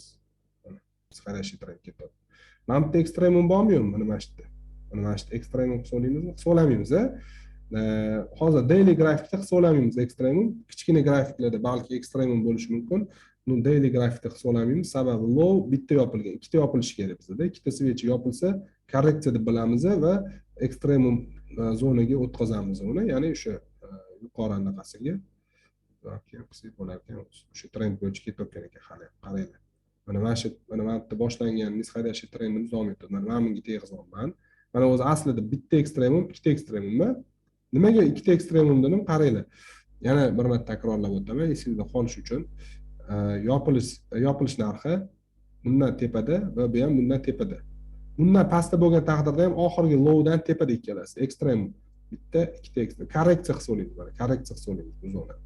Tushundinglarmi? O'shaning uchun ekstremum sifatida olamiz buni liniyada.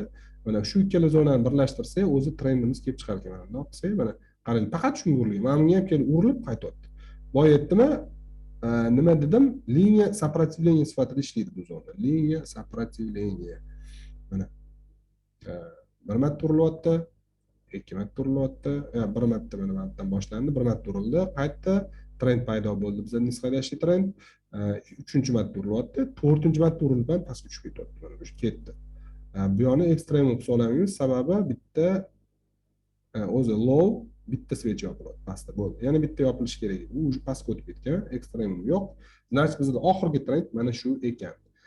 Lekin уровень поддержкаlarimiz mana bitta уровень поддержка bor, narxga yaqin bitta уровень сопротивления bor. Yana bitta уровень поддержкamiz qayerda? Mana горизонтальный луч, mana bitta уровень поддержкamiz mana. Ko'rdinglar? Oxirgi narxni chiqib to'xtagan zonasi. Bu yoqlarda yo'q o'sha bo'ldi. Ya'ni agar narximizni shuni yorib o'tib ketsa, mana bungacha boradi. To'g'rimi? Undan keyingisi mana o'sha bizada. Mana zona. Nimaga? Yopilish zonasi ikkita switchamiz tepada. Oxirgi lowdan. Bu ham bizada korreksion harakat bo'lgan. Mana korreksion harakat bo'lyapti mana. O'rin сопротивления. Undan keyin oxirgisi hozircha mana bu yerda belgilab qo'ysak bo'lar ekan. Mana уровень сопротивления.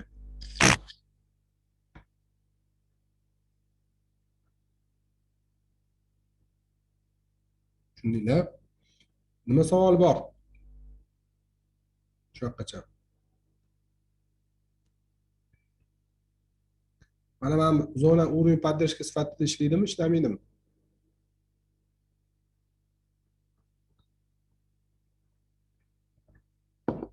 Valla. Yo'q, yo'q, u bo'lmaydi. Pastroqdagi yashil chizig'imiz bor-ku o'zi. Hop, bu ham ishlaydi уровень поддержки sifatida. Nimaga? Endi sizlar hozir mana buni сразу ko'rdinglar, bu yoqqa tushganini atak o'zi mana bu уровень поддержкamiz bor. Уровень поддержки sifatida olamiz. Tak, qaranglar. Nimaga unaqa deyapman? Уровень поддержки sifatida olamiz. Mana buni ko'rib turganinglarda, mana shu zonani ko'rib turganinglarda o'zi mana bu уровень поддержки edi. Buni yorib o'tdi. Сразу пробиться bo'lib ketgani uchun men ko'rsatmadim. Hozir bizga bu zona kerak emas. Balki shu yerda qaytib ketishi ham mumkin pastga. Tushundinglarmi? Keyingi svechani yopishni qo'yamiz. Qachonki yana bitta svecha mana shu zonadan tepada yopilsa, olib tashlaymiz уже. Bu zona kerak emas bizga. Bu zona kerak emas. Уже ishlab bo'lgan mana undan keyingi. Bu ham kerak emas, mana bundan keyingisi. Xullas, narxga eng yaqin o'rinlarni topib olamiz dedim. Narxga eng yaqin mushtariy tizimli turing. Tak. Hop, narxga eng yaqin o'rinlar yana bitta ko'rsataman. Mana hozirgi narximiz $147.11, eng yaqin o'rin 154, mana bu zona, o'rin сопротивления. Undan keyingisi mana bu. Undan keyingisi bu. 3 ta ko'rsatdim. Поддержка mana bu. Undan keyingi поддержкamiz qayerda? Mana undan keyingi поддержка. Ko'rdinglarmi? Hali bu atrofga bo'lmagan. Tushundinglar? Mana shu kelishi mumkin. Agar hozir bu yerdan o'tib ketsa, narx shu yoqqa kelishi mumkin deyapti уже. Endi hamma narsa bo'lishi mumkin, bilmaymiz. Shuncha tushib ketadimi deydi-yu, tushib ketishi ham mumkin, undan battar ham tushib ketishi mumkin. $100 ham ketib qolishi mumkin, farqi yo'q. Biz po faktu ishlayveramiz, nima holatga, vaziyatga qarab ishlayveramiz. Hozirgi fakt, что нисходящий trend ketyapti, lekin korreksiya boshlanish ehtimoli bor. Qachon korreksiya boshlandi deymiz? Qachonki mana bizda yopilgan svechamiz, oxirgisi kecha juma kungi yopilgan svechamiz bundan yuqorida yopildi. Biz yana bitta svechani mana shu narxdan yuqorida yopilishini poylaymiz. Mana tushundinglar? Shunda bizda korreksiya boshlangan bo'ladi tepaga qarab. Ungacha paka bu korreksiya emas. Paka ertaga уже pastga qarab ham korreksiya bo'lishi mumkin. O'shaning uchun paka bu joyga shunaqa hech qanaqa baho beramiz. Значит, mana xuddi shunaqa grafik bo'lishi kerak sizlarda. Mana o'rinlaringiz ko'rinishi kerak. Menga Mamitga eski bir nima o'rinlarni chizmaylar. Ana forekschilar ko'p ishlatadi. Mana shunaqa zonalarni eski o'rinlarni chizishadi. Kerak emas unaqa zonalar, chunki ular ishlab bo'lgan, уже yangi o'rinlar paydo bo'lgan. Aytdim, bu o'rinlar hammasi nisbiy, o'zgaruvchan deyiladi. Bu yerda bir marta ishlasa, ikkinchi marta ishlaydi, uchinchi marta ishlaydi degan hech qanaqa garantiya yo'q. Chunki hech kim misol uchun bozorga deylik pomidorini bir kun kelib 15 mingdan sotsa, ertasi kuni ham 15 mingdan sotadi degan garantiya yo'q. Chunki talab taklifdan kelib chiqib, hamma 10 mingdan sotayotgan bo'lsa, 10 mingdan talab bo'lgan bo'lsa, 10 mingdan sotishga majbur bo'ladi. 10 mingdan sotadi desa, уже 15 minglik narx 10 mingga tushib qoladi, pastga tushib qoladi. Tushundinglar? Shunga o'xshab, bu ham xuddi shunaqa. Masalan, $157 ertaga hamma shu yerdan sotadi, sotib oladi degan hech qanaqa garantiya yo'q. Bu nisbiy holat. Pastroq tushib qolishi mumkin. 155 mana 155 dan keyin 152 ga tushib qoldi. Bundan keyin yana pastroq tushib qoldi. 150 ga tushib qoldi. Ha, уже shunaqa. Mana bunaqa eski trendlar ham kerak emas. Eski holat qaranglar. Mana bu ham trend bo'lgani, eski trend mana. Eski trend. Уже bu ishlab bo'lgan, уже pastga o'tib ketdi bunlar. Mana kerak emas bu trend. Ko'rdinglar? Probitsiya. Probitsiya mana bu bo'ldi уже. Kerak emas bizga. Mana bu trend ham bor, qaranglar. Mana bu trend ham bor. Bu ham kerak emas bizga. Mana bu trend mana. Mana probitsiya bo'lgan. Ko'rdinglar? Bu ham kerak emas bizga, chunki bu ham ishlab bo'ldi. Bizda aktualniy trend, oxirgi trend mana. Hali uptrend yasalmadi. Daily'da hali uptrend yasalmadi. Endi agar sizlar masalan nedelnikni ko'radigan bo'lsanglar, nedelnikda uptrend bor, lekin u ham o'sha pastga qarab qolibdi. Mana haftalik grafik bu. Har bitta svecha bir haftada yopiladi. Dushanbadan jumagacha bir haftalik svecha paydo bo'ladi. Bu yerda уже uptrend bor ekan. Hozircha sizlar bilan faqat dailyda yaxshiroq o'rganishga harakat qilamiz. Keyin уже sekin-sekin bitta dars so'zni tushuntirib ketaman. Weekly message-ni tushuntirib ketaman уже. Shularga ham e'tibor berishimiz kerak. Обязательно nedelniga, oylik grafiklarga e'tibor berishimiz kerak bo'ladi. Fibonacci ishlatayotganimizda yoki mana moving average'larni ko'rayotganimizda ko'ramiz. Xo'p, hozircha faqat daily grafikda ishlashni o'rganamiz. Urg'uylantirishni. Tak, nima savol bor kimda?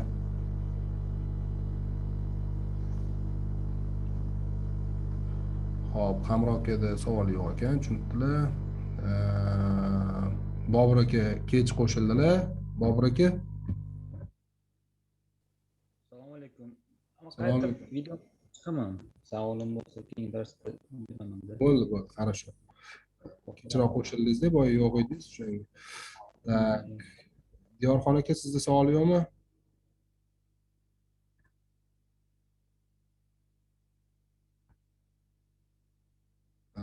Xo'p. Tak.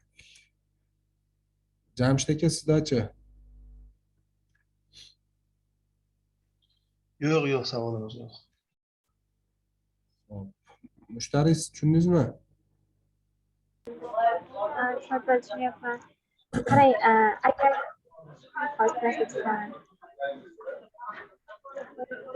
agar masalan mana shu nuqta bo'lsa-da, mana shu teparoqda bo'lsa,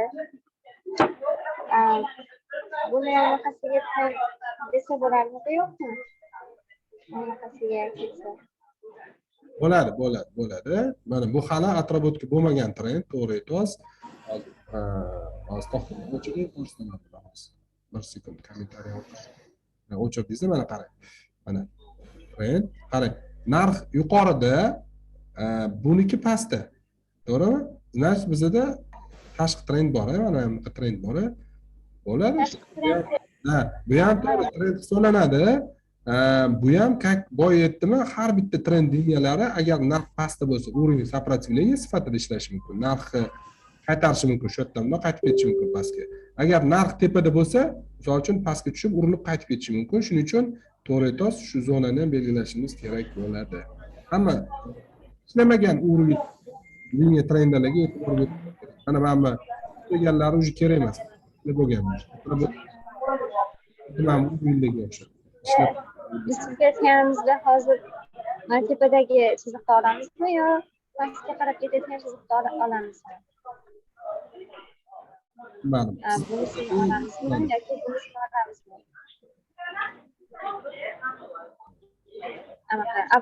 Hozirgi trendda. Hozirgi trend mana oxirgi trend. Oxirgi trend. Chunki mana buni to'g'ri, mana buni ham ko'rsatishimiz mumkin. Oxirgi trendda mana bu pastga nisqadashlik ko'rinib turibdi, uklon bor pastga qarab.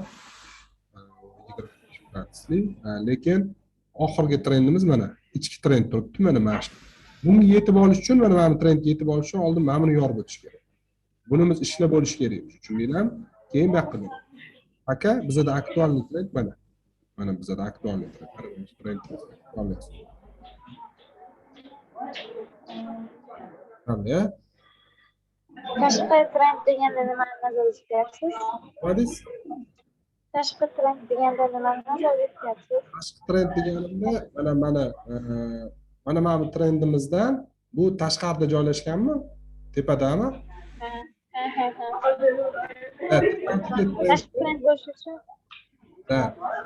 oldin har birinchi tashqi trend paydo bo'ladi. Tashqi trend paydo bo'ladi. Masalan, tashqi trend hozirgi trenddan yuqoridagi trend hisoblanadi. Mana deymiz, mana eski historiyaga qaragan bo'lsak, mana bizda o'zi aktualniy trend bo'lgan. Undan keyin mana ekstremum yasadi. Qarang, bu ishlar bo'ldi уже. Ishlar bo'ldi. bu ichki trend bo'lgan, hozir teparoqdagi tashqi trend bo'ladi, shunday. Mana bunda qaranglar, mana qaranglar, grafikga qarang. Mana bizada hozirgi paytda mana bu trend turibdi, to'g'rimi? Mana shu grafik bo'yicha. Ketdi, yana bitta ekstremum paydo bo'ldi pastroqda. Tushundingiz? Ekstremum paydo bo'ldi, mana bu trend uje mana bu. Oxirgacha ko'rinmayapti. Mana bu chiqdi. Bu tashqi trend, bu ichki trend. Tashqi trend. Bu xullas ikkalasi trend hisoblanadi. Bu ham значит bu tashqi trend, trend. Shunda menga daily savdo qilayotganimda ichki trend kerak bo'ladi. Haftalik savdo qilsam, oddiy tashqi trend kerak bo'ladi. Hop, daily time frame daily'da. Bundan tashqi trend ham daily'niki, ichki trend ham daily'niki. Farqi yo'q. Bu ikkita alohida trend. Masalan, bunga borib urilib, yorib o'tsa, keyin yana narx kelib, shunga urilib, yana orqaga qaytishi mumkin. Tushundingizmi? Ikkalasi bu ikkalasida umumiy tochkasi, ikkalasi nisxadashli trend, ikkalasi pastga qaragan trend. Tushundinglarmi? Ikkalasini bir-biriga bog'lab turadigan zona mana bu, ikkalasi ham nisxadashli trend. Hali atrobotga bo'lmadi. Atrobotga deganim yorib o'tib, ilitib, yorib o'tib qaytib ketmadi. Mana bu holatga o'xshab yorib o'tib tepaga ketmadi hali. Tushundinglar? Ishlab bo'lmadi bu trend. Fakat aktualniy trend hozirgi ishlab turgan trendimiz shu ekan. Apple aksiyasi bo'yicha ishlab turgan o'rinimiz bu, mana bu, mana bu. Tushundinglar? Hozirgi narximiz shu yerda turibdi. Ertangi dushanba kun Apple uchun muhim kun ekan. Agar shu o'rindan yuqoriga o'tsa, trendga qarab keladi, tepaga dalishga ehtimoli bor. O'rin bo'yicha nima savolingiz bor yana? O'rin trend liniyalari bo'yicha. Bu vazifa xullas shu. Mana shu olib yuzlari ko'rib, yoqtirgan aksiyalar o'rtasini tanlaydi, 5 tasini tanlaysizda, 5 tasi bo'yicha birinchi vazifa trend liniyalari, ikkinchi vazifa o'rinlarni belgilab kelasizlar. Mayli, hatto agar noto'g'ri tushunmayotgan bo'lsangiz, belgilab o'ringlar. Xatolarni ko'rib to'g'rilaganimiz yaxshi. Agar tushunmagan joylar bo'lsa, orada 2 kun vaqt bor, даже bemalol videoni 2 marta, 3 martalab ko'rib chiqsanglar bo'ladi. Chunki erinmanglar, ko'raveringlar, qayta ko'raveringlar. O'zingizga kerakli momentlarni yozib olinglar, vaqtini, masalan, oddiy kompyuterda tekstli dokument ochib, trend bo'yicha o'tilgan minutni, misol uchun, palonchi minutdan palonchi minutgacha ekan, menga kerakli momentda mana minut ekan deb yozib olsanglar, kelajakda shu joy esingizdan chiqib qolsa, bitta ochib turib, shu vaqtni bitta qaytarib ko'rsanglar, shunda yana qaytadan esingizga tushadi, osonroq bo'ladi-da ishinglar. Demoqchiman. Вот shu. Mana bunaqa momentlarni 3 ta holatda o'rgatdim. Bu juda ham muhim holat. Proboy, отбой va ложный proboy holatlarini bularni обязательно ko'rsatib o'tinglar. Eski holatlar bo'yicha kerak emas. Agar yaqinda sveji paydo bo'lgan bo'lsa, mana bunga o'xshab отбой deymiz. Mana endi bu holatda eskida mana ложный proboy masalan bu kerak emas o'sha bizga. Yoki qanaqadir ложный proboy bo'lib, o'rinning ustiga chiqib qolgan aksiyalar bo'lishi mumkin. O'shalar bo'lsa, shular bo'yicha yozib qo'yib ko'rsatinglar hammasini. Tak. O'rinlar bo'yicha shu. Agar savolingiz bo'lmasa, 5 minut tanaffus qilamiz, keyin yangi mavzuga o'tamiz. Indikatorlarga o'tamiz уже. Indikatorlarni ko'rsatishim kerak sizlarga.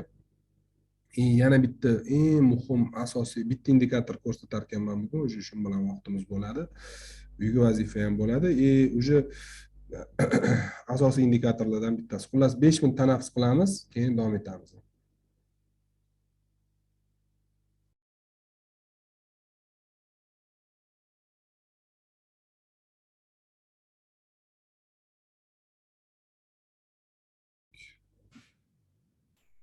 Texnikani grafitskiy analiz qismi hisoblanadi. Bundan tashqari xuddi shu funksiyalarni bajaruvchi, ya'ni o'rin vazifasini, misol uchun trend ko'rsatuvchi funksiyalarni bajaruvchi indikatorlar bor. Indikatorlar, ya'ni bu ham texnik analizda ajralmas bir qismi hisoblanadi.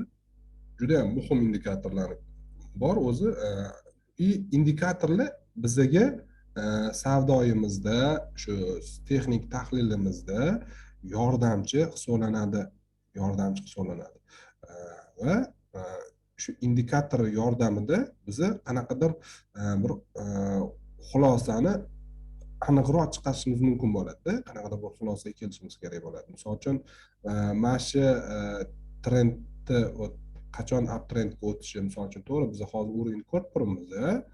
Undan tashqari indikatorning uровеньlari ham mavjud. Indikator uровеньlari ham mavjud. Eng asosiy, eng kuchli indikatorlardan bittasi bu hamma retail ishtirokchilar. Retail degani biz kichkina treyderlarni tushunamiz, kichkina summa bilan, ya'ni mayda treyderlar deymiz. 100 million, 200 million dollarlik treyderlar ham retail hisoblanadi. Ular ham fondlar ham retail fondlar hisoblanadi. Ular katta fondlar emas. Bozorga unaqa katta ta'sirini ko'rsata olmaydi. И o'shalar ham даже eng katta kitlar deymiz, institutsional fondlar dedimi, boya katta, ya'ni masalan bozorga haqiqatdan narx o'zgartirishda masalan katta ta'sir ko'rsatadigan, katta mablag'ga ega bo'lgan fondlar ham hammasi indikatorlardan foydalanadi. Именно o'shalar foydalanadigan, hamma общий foydalanadigan indikatorlardan bittasi bu moving average deymiz. Moving average, ya'ni скользящий средний deyiladi. Скользящий средний. O'zbekchasini aytganda, to'g'risi o'zbekchaga tarjima qilgim kelmadi buni. O'zbekchasi bir g'alati so'z chiqdi. Ergashib osilib boruvchi. Men nima chiqdi? Xullas, o'shanga qo'y dedim, ruschada o'rganaveramiz dedim. Ruschada yozuvdim. Скользящий средний deyiladi. Ya'ni aksiyalarni narxini o'rtachalashtirib, haqiqiy trendni ko'rsatuvchi indikator hisoblanadi. Tushundinglar? Hozir ishlash prinsiplarini ko'rsataman. Mana bunaqa ko'rgan bo'lsanglar kerak, grafiklarda masalan mana bunaqa not chizuvlar paydo bo'ladi. Shu mana hozir mana bu grafikka ham qo'shaman men indikatorni.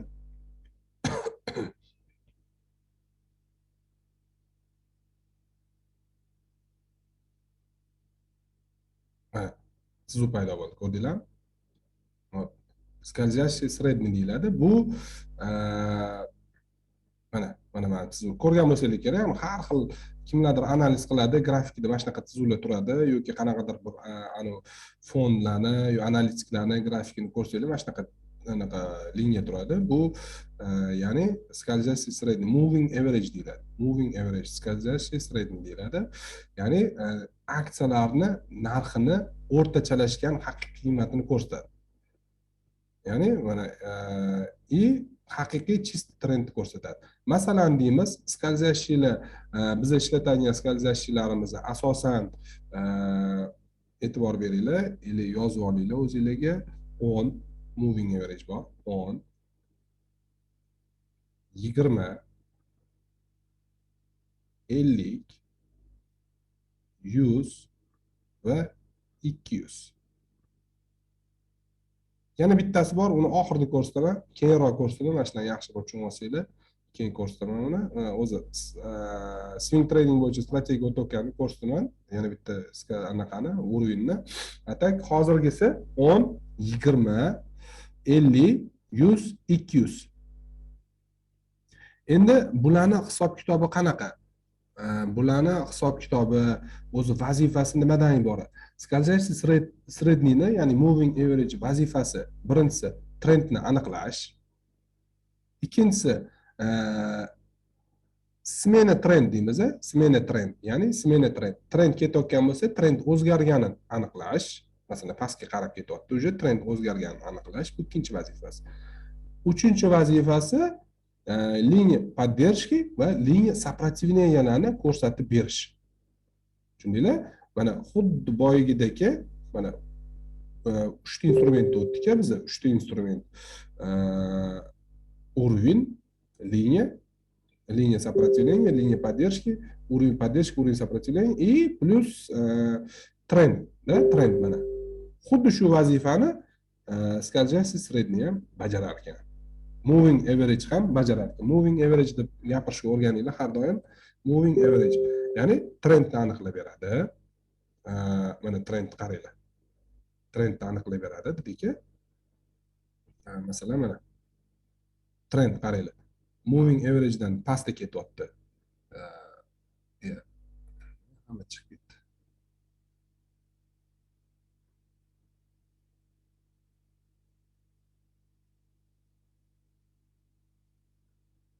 Tak, bir daqiqa. Qolganlarda uzilib qolmadimi? Yaxshi eshitilyaptimi? Ha, bo'ldi. Boshqalar chiqib ketdi-da, menga ularning internetidan ekan muammo. Tak. Qaranglar. Ya'ni определить trend, trendni aniqlash. Ya'ni trend pastga ketyapti. Mana pastga ketayotgan ko'rib turibmiz. Скользящий средний moving average dan pastda ketyapti. Bu nisxadashli trend deymiz. Oddiy anaqa bilan grafikda ko'radigan bo'lsak agar, qaranglar. Mana hozir narx o'chiring. Trend qayerga ketyapti? Mana trend qayerga ketyapti? Ko'ryapsizlar? Pastga ketyapti trend. Mana bu trend qayerga ketgan? Tepaga ketgan. Mana bu trend qayerga ketgan? Tepaga ketgan. To'g'rimi? Men narxni o'chirib qo'ydim. Prosta shu indikator o'zi yonib turibdi hozir. Qattiqligini ko'rsatib beryapti. Mana ko'rdinglar? Bu narxi bizga qattiq ketayotganini ko'rsatib turadi. Va уровень поддержки, уровень сопротивления sifatida ishlaydi. Mana hozir yana narx o'chiraman, qaranglar. Mana bu уже 20 moving average, exponential moving average. Mana tepaga qarab, tepaga ketyapti, pastga tushdi, pastga ketdi, oxirgi trend pastga ketyapti. Bizda grafitskiy trendimiz ham mana liniya trendimiz ham pastga qaratilgan, значит pastga ketyapmiz. Indikator bo'yicha ham pastga ketyapmiz, bu yerda ham pastga ketyapmiz. Значит, tushundinglar? Birinchi vazifasi trendni aniqlash. Ikkinchisi определить smena trendi. Smena trendi. Smena trend deganimiz nima? Misol uchun trendni o'zgarishi. Grafikga qaramiz yana. Mana nisxadashli trend edi, mana bu yerda. Mana bu yerda qaranglar. Pastga ketyapti. Narx moving average tagida nisxadashli trend, narx moving average ustida nisxadashli trend. Tushundinglar? Ya'ni uptrend, downtrend, uptrend. Mana bu yerda ham uptrend ketyapti, mana bu yerda downtrend ketyapti. Chunki narx anaqani tegida, скользящий tegida. Mana. Tushundinglar? Smena trend qachon bo'lyapti? Qachonki narx xuddi shu уровеньni yorib o'tgandan keyin, скользящий среднийni yorib o'tgandan keyin bizda uptrend boshlanyapti. Tep qaytib, yana tepaga qarab ketyapti. Hozir u yo'g'ini dars ko'rsatib turaman sizlarga. Значит, xuddi mana shu grafikda ko'rib turganlaringizdek, bu yerda faqat kattaroq скользящий ko'rsatilgan, 50 moving average ko'rsatilgan. Adashmasam bu yerda men sizlarga tez ishlangan 20 скользящий ko'rsataman. Buni ishlash prinsipi qanaqa? Kelgan 3-vazifasi liniya поддержки, liniya сопротивления sifatida ishlashi. Qaranglar, mana скользящий ketyapti, narx ustida tevyapti, qaytyapti. Tevyapti, qaytyapti. Mana yana ketyapti. Yana tevyapti, yana qaytyapti. Ko'rdinglar? Endi bu yerda probit qilyapti mana. Proboy bo'lyapti. Bu отбой. Отбой, bu proboy. Tushundinglar? Kunni yopilishiga e'tibor beramiz. Kunni yopilishini qaranglar, tepada yopilyapti. Tevyapti, lekin narx tepada yopilyapti. Ko'rdinglar? Uje narx mana mamskazyashi urilib qaytyapti va bu yerda уже pastda yopilyapti. Proboy bo'ldi. Ikkita svecha pastda probitsa so'nadi. Endi svechada скользящийda lekin bitta svecha yopilishini probitsa deymiz biz. Ikkitasini poylamaymiz. Ikkitasi cho'zilib ketib qolishi mumkin pastga. Mana уже bu yerda nisxadashli trend ketyapti, qaranglar. Yana yorib o'tdi, yana urilyapti, ketyapti, yana urilyapti, ketyapti. Поддержка sifatida ishlayapti, ko'rdinglar? Поддержка sifatida, ya'ni уровень поддержкаga o'xshab qo'llab-quvvatlash zonasi sifatida ishlayapti. Endi уровень сопротивления sifatida ishlaganda qanaqa bo'ladi? Qarang. Уровень сопротивления sifatida ishlayapti. Ko'rdinglar? Mana liniya сопротивления sifatida. Urilyapti, pastga ketyapti. Urilyapti, pastga ketyapti. O'tkazmayapti bu yerda. Agar o'tkazsa edi, biza bu nisxadashli trend tugab, smena trendi bo'ldi, uptrend boshlandi deb bilardiki, уровень поддержки sifatida ishlaydi. Agar narx скользящий средний moving average dan pastda bo'lsa, уровень liniya сопротивления sifatida ishlaydi moving average и nisxadashli trendni ko'rsatib beradi bizga, pastga ketayotgan trendni bildiradi va agar moving average dan tepada bo'lsa, bu liniya поддержка sifatida ishlaydi va uptrendga ketayotganini narx ko'rsatib beradi. Tushundinglar? Mana xuddi mana holatga o'xshab mana скользящий средний bo'lsa moving averagedan pastda нисходящий trend, tepaga o'tgandan keyin uptrend, yana нисходящий trendga o'tdi. Ko'rdinglar? Ya'ni moving averagedan narx tepada bo'lsa uptrend, pastda bo'lsa downtrend. Agar narx tepada bo'lsa поддержка sifatida ishlaydi. Bu qo'llab-quvvatlash zonasida narx pastda bo'lsa сопротивление, liniya сопротивления sifatida ishlaydi. Ya'ni shu yoqqa kelib qaytarib olish mumkin. Hozir grafikdan ko'ramiz. Buni mana qarang, grafikda qaranglar, e'tibor beringlar mana. Qarang. Bu bizada adashmasam 20 exponential moving average ekan. Qaranglar. Ko'rasizlar, probit bo'ldi, retest bo'ldi, narx tepada yopiladi. Yana tepada yopildi, tepada. Qaytib tushdi, ложный пробой berdi, ложный пробой berdi. Moving average ga nisbatan ложный пробой berdi, qaytib chiqdi, tepada yopildi, bo'ldi. Как поддержка sifatida ishlaydi. Tushundinglarmi? Qaytarib oldi. Yana o'sdi, yana shunga qaytadi. Bu magnit zona hisoblanadi. Magnit zona. Yana qaytib ketdi. Yana urildi, qaytib ketdi. Yana urildi, yana qaytdi.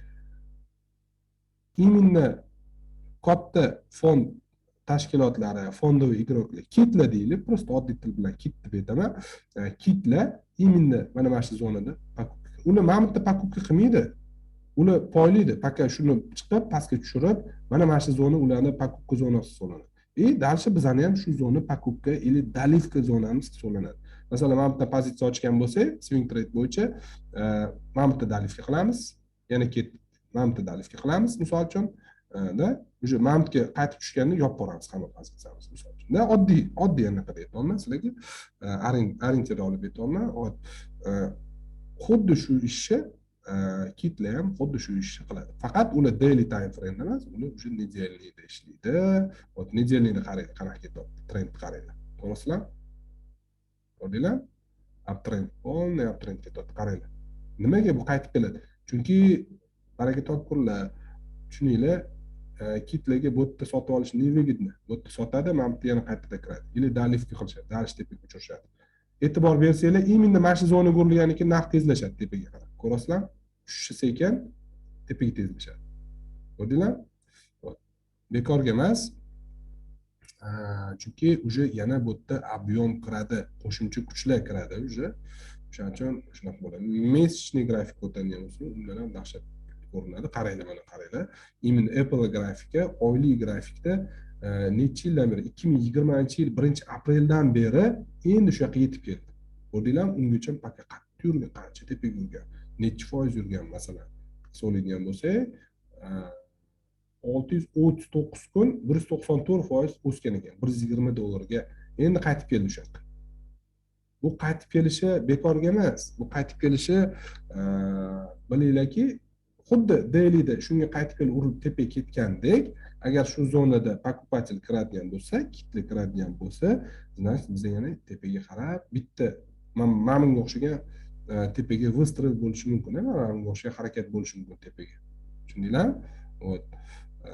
Bu harakat o'zidan o'zi bo'lmaydi. Bu harakat объемdan bo'ladi. Kitlar sotib olishdan, katta pul bozorga kirishidan shu harakat amalga oshiriladi.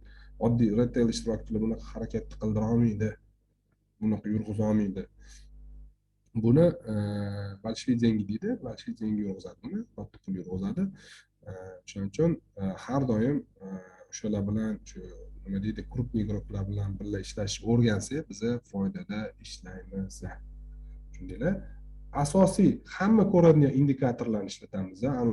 Bir nima qanaqadir bir nima uchun bo'lmagan indikatorlarni ishlatmaymiz. Hamma grafikka qanaqa ko'rsa, biz ham xuddi shunaqa ko'rishga o'rganishimiz kerak. Sababi hamma bilan bir xil ko'rsak, hamma bilan общий, hamma bilan bir xil harakat qilishga o'rganamiz shunda. Sotib olishga, sotishga o'rganamiz. Oddiy tilda aytganda, daily grafik уже anaqalar kattaroq, nima deydi? Pamexlar kattaroq, уже ko'rasizlar, qancha anaqa kattalashgan sari, time frame kattalashgan sari уже bu yog'i tushunarli grafik bo'lib ketyapti. Уже qaranglar, 20 moving average kelib urildi hafta oylik grafikda. 20 moving average 10 10, 20 moving average'ni bular trendовый moving average hisoblanadi. Trendовый, ya'ni быстрый, tez yuruvchi, tez yuruvchi. Tushunasizlar? Trend bo'layotganda ko'riladi. 50, 100, 200 moving average'lar bular ko'proq уровень sifatida ishlaydi. Уровень поддержки, уровень сопротивления. Уже undan ham kattaroq zonalar tashkil qiladi. Undan ham bulardan ham sekinroq yuradi.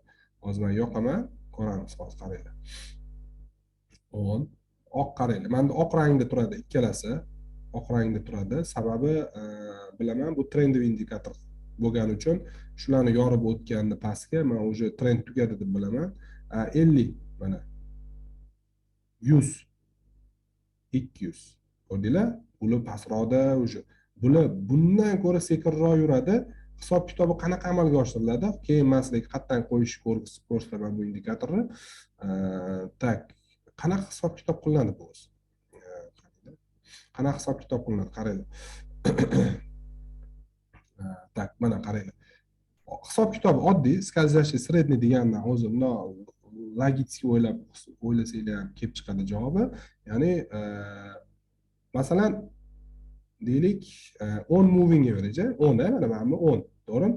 Mana shu 10, mana argumentni ko'ramiz. Mana ikkinchisi 10 ekan, mana ikkinchi 22 10, 10. 10 moving average 10 kunlik o'rtacha narxni ko'rsatib beryapti. O'rtacha narx harakatini ko'rsatib beryapti. Tushunasizlarmi? Ya'ni 10 kun davomida birinchi kun 300 dollarda, ikkinchi kun 700, 400, 800, 900, plus 10 kun davomida yopilgan svechalarni narxini qo'shib chiqib, 10 ga bo'lganda 500 chiqyaptimi? O'rtacha narx 500. Скользящий средний shu 500 da turadi degan. Mana 500 da turadi degan. Tushundinglar? Mana скользящий средний narxi nechida mana taxminan kelamiz 156 10. Значит, 10 moving average o'rtachasi 156 dollar ekan. Tushundinglar? Endi buni o'zi moving average ikki xil anaqasi ko'p, vidi ko'p, lekin asosan biz ikkitasini ishlatamiz. Eng oddiysi simple moving average, простая moving average, eng простой moving average hisoblanadi, simple moving average. Asosan ishlatadiganimiz, eng ko'p ishlatadiganimiz bizga exponential, YEMA deymiz, YEMA va SMA, simple va exponential moving average deyiladi. Exponential bilan простая nima farqi bor? Men sizlarga hozir ko'rsatgan metodim, hisoblash metodi bu eng prostoyiki moving average metodi hisoblanadi. Lekin hammasini hisoblash o'ziga bir, faqat exponential moving average oddiy simple moving average ga qaraganda tezroq yuradi. Mana qaranglar, hozir ko'rsataman farqini. Qolganlarni o'chiramiz, qaranglar, qolganlarni o'chiraman. 10 moving average ko'rsatdik sizlarga. Mana SMA turibdi menda. Argument 10 qilaman. SMA 10 kirgizdim. Oddiy yoqaman, mana yoqdim. Qaranglar. Ko'k rangda turibdi. Ko'k rangda qalinroq ko'rsataman sizlarga. Tushunish ko'rinishi uchun ko'k emas, sariq qilib qolib ko'rinadi. Okey, qaranglar. Qaranglar. Ko'rasizlar? Oq exponential, sariq simple, простой moving average. Exponential moving average oddiy moving average ga qaraganda tezroq yuradi. Narxga yaqinroq yuradi. Tushundinglar? Narxga yaqinroq yuradi va tezroq yuradi. Shuning uchun biz ko'proq именно mana shuni ishlatamiz. Buni пересеченияsidan o'zi bular bo'yicha ham alohida indikatorning strategiyalar bor. Endi bularni keyinroq yaxshiroq cross-selab ikkitasini ko'rsatib beraman. U anaqada yozilmagan lekin mana rejamizda yo'q. Agar yaxshi tushunib olsanglar, xudo xolisa uni ham ko'rsatib beraman. Xullas, simple moving average biz почти ishlatmaymiz, lekin ko'proq exponential moving average ishlatamiz. E'tibor beringlar, qaranglar urilishini. Urilyapti, ketyapti, urilyapti, ketyapti, urilyapti, ketyapti. Ko'rdinglar, tepada yotibdi. Mana kompasda yopildi. Tamom. Agar zelkan bo'lganda mana shu yopgan bo'lardi. Chiqib ketgan bo'lardi zelkadan. Pastda yotibdi. Endi bu oylik grafik ekan, daily grafikka qarab ishlaymiz. Xullas, bu indikator qanaqa qo'yamiz? Indikator degan bitta tugmasi bor. Bunaqa kirsanglar, indikator degan tugma bor. Indikatorda po'yib beramiz. 6 exponential mana. 6 exponential mana. mashq so'zi yozsanglar o'sha yoqqa chiqadi. Bular ham turi juda ham ko'p. Masalan, agar oddiy yema deydigan bo'lsanglar, millionta xil anaqasi bor. Anaqasi bor. Mana skazasi sredniy oddiysi bor. Bitta ko'rsatadi. Bu mana qilib yozib, har xillari bor. Xullas, bizga men sizlarga ko'proq ishlatadiganini aytayapman. Bitta shu indikator ichida ham simple moving average qo'ysangiz bo'ladi, ham exponential qo'ysangiz bo'ladi. 6 ta exponential qo'ysangiz bo'ladi, ikkita simple qo'ysangiz bo'ladi. Shuning uchun mana shuni tanlayman, yulduzcha qilib qo'yasizlar, yulduzcha qilib qo'ysanglar, sizlarda izbirningda chiqadi, chiqib qoladi. Shunda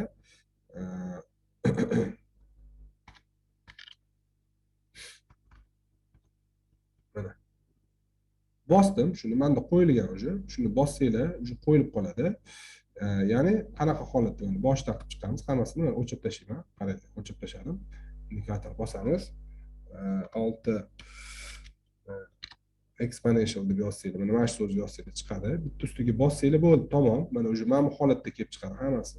Bunaqa tushunarsiz holatda bo'ladi. Ustiga bosamiz. Mana bu настройка degan tugmasi bor. Настройкani bosib, tak, hamma eshityaptimi o'zi? Tak, настройкani bosamiz va настройка qilish boshlaymiz xullas. Birinchisi argumentiga o'tamiz. Bizga nimalar kerak edi? Tak, 10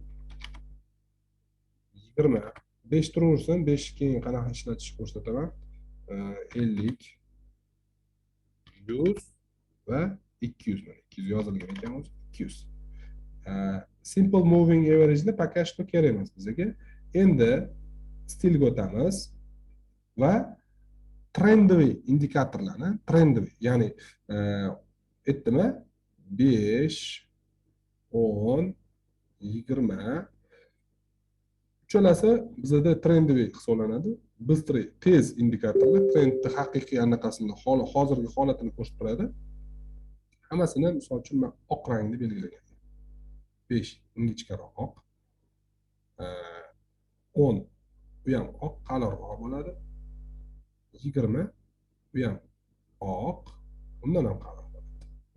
Farqini shundan ajratamiz. Ingichkasi 5, 10, 20. Endi keyingilarga o'tamiz. 50. Menda asosan oranjiy rangda turadi, o'sha bir xil rang ishlataman, unaqa ajratib turmayman. Bu ko'kda turadi, 100 moving average menda. Qalinroqda turadi, qarang, qalinroq o'tib qo'yaman, chunki juda muhim zona hisoblanadi bu. Qizil eng krasniy zona deyman. Undan ham qalin, eng qalini shu. 200 moving average. Chunki bu juda ham kuchli o'rin hisoblanadi, 200 moving average. Qaranglar, necha yildan beri oylik grafikda umuman bu yoqqa yaqin ham kelmagan hali Apple aksiyasi. Daily grafikda tushgan, lekin hozir ko'rsataman uni ham. Qolganlari kerak emas bizga. Ya'ni SMA kerak emas, o'chiramiz, buni ham o'chiramiz. Tak, shunda bizda mana 5 ham o'chiramiz, 5 ham kerak emas hozircha. Okey bo'lsa qaranglar. Va mana ko'tarib qo'ysak, bizda indikatorimiz tayyor, moving average indikatorimiz.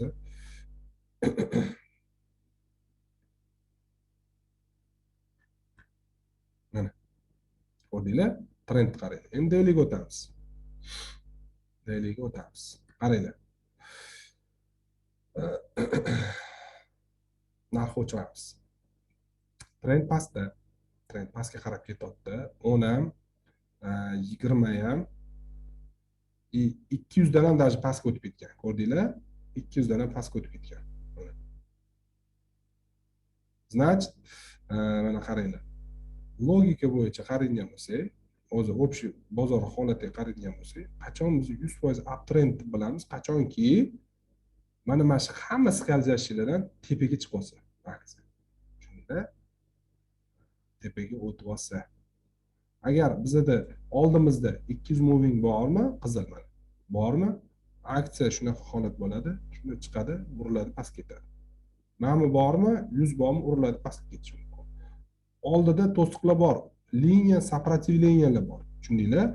Ya'ni moving average dan pastda bo'lsa, mana qaranglar, tepada bo'lsa, поддержка sifatida ishlayapti. A уже pastga o'tgandan keyin bu сопротивление sifatida ishlaydi. Yana pastga tushib olishi mumkin. Shuning uchun ehtiyot bo'lamiz. Mana qaranglar, поддержка sifatida ishlashini qaranglar. Trend tushab ketishini ko'rasizmi?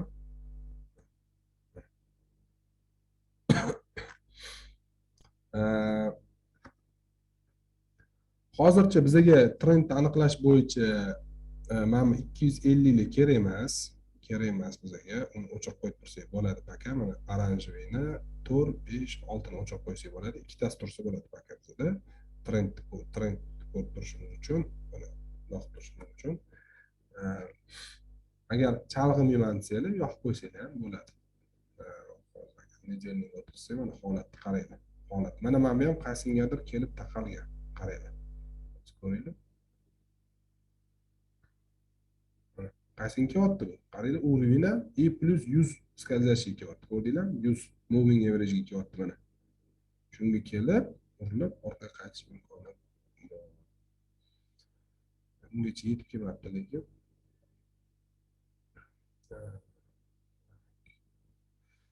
Xullas shu bugungi mavzu. Bu bo'yicha hech qanaqa vazifa qilishingiz shart emas. No, o'zingiz uchun bilib qo'yinglar. Keyinroq уже strategiyani o'rgatayotganda kerak bo'ladi. Shuning uchun hozir ko'rsatib ketaman, tushuntirib ketaman nimaligini. Men broshurani tashib beraman. Tak, anaqasini. Tak. Qaranglar. Bu nimani moving average bizga nimani bildiradi? Bu aytib o'tdim. Harakatda, qat'iy harakat bo'lgani, smenli trend bildiradi. Bu indikator bitta narsani yaxshi bilinglar, qaranglar. Agar dailyda turgan bo'lsa,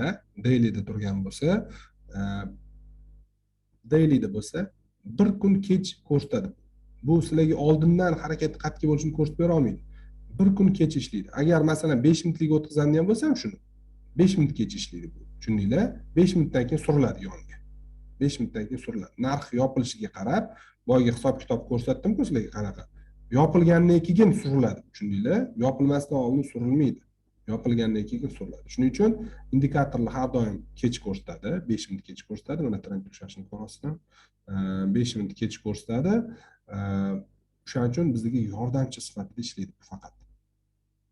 Bunga qarab turib, oldindan bu bizga ko'rsatib bera olmaydi. Qatga narx yuradi, nima qiladi. Masalan, agar daily time frame bo'lsa, bu bir kun yopilgandan keyin hisob-kitob bo'lib, moving average pastga tushadi. Bu taxminan shu atroflarda bo'ladi. Pastga tushib ketib qolmaydi. Taxminan shu atroflarda bo'ladi. Ertaga уже narx yuqorida yopilsa, bu sekin tepaga qarab surilishni boshlaydi. Chunki o'rtachasi kattalashaveradi. O'rtacha narx kattalashib hisobiga tepaga surilishni boshlaydi. Xo'p, nima savolinglar bor? Bugungi o'tadigan mavzuyim hammasi shu. Уже chorshanba kuni sizlar bilan 14:00 ko'rishamiz. Unda uy vazifalarini tekshiraman. Уже keyingi shanba oddiqlarda уже yangi mavzular o'tamiz. Xo'p, nima savolinglar bor? Bugungi o'rinlar bo'yicha, moving average bo'yicha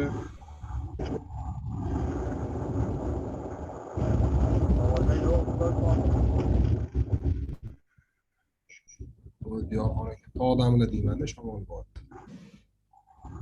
Anaqa yo'lda edim. Ha, bo'ldi. Tog'da qaytdim. Boshida edim aka. Xo'p. Yana kimda nima savol bor? Uy vazifani tushundinglar? Tushunmagan joylar, tushunmasanglar zapisni ochib, erinmay ko'ringlar, iltimos sizlardan. Tushunmasanglar qayta ko'raveringlar. O'shanda ham tushunmasanglar, o'tirib alohida bitta bloknotinglarni ochib, savolni yozib qo'yinglar, чтобы esingizdan chiqib qolmasin.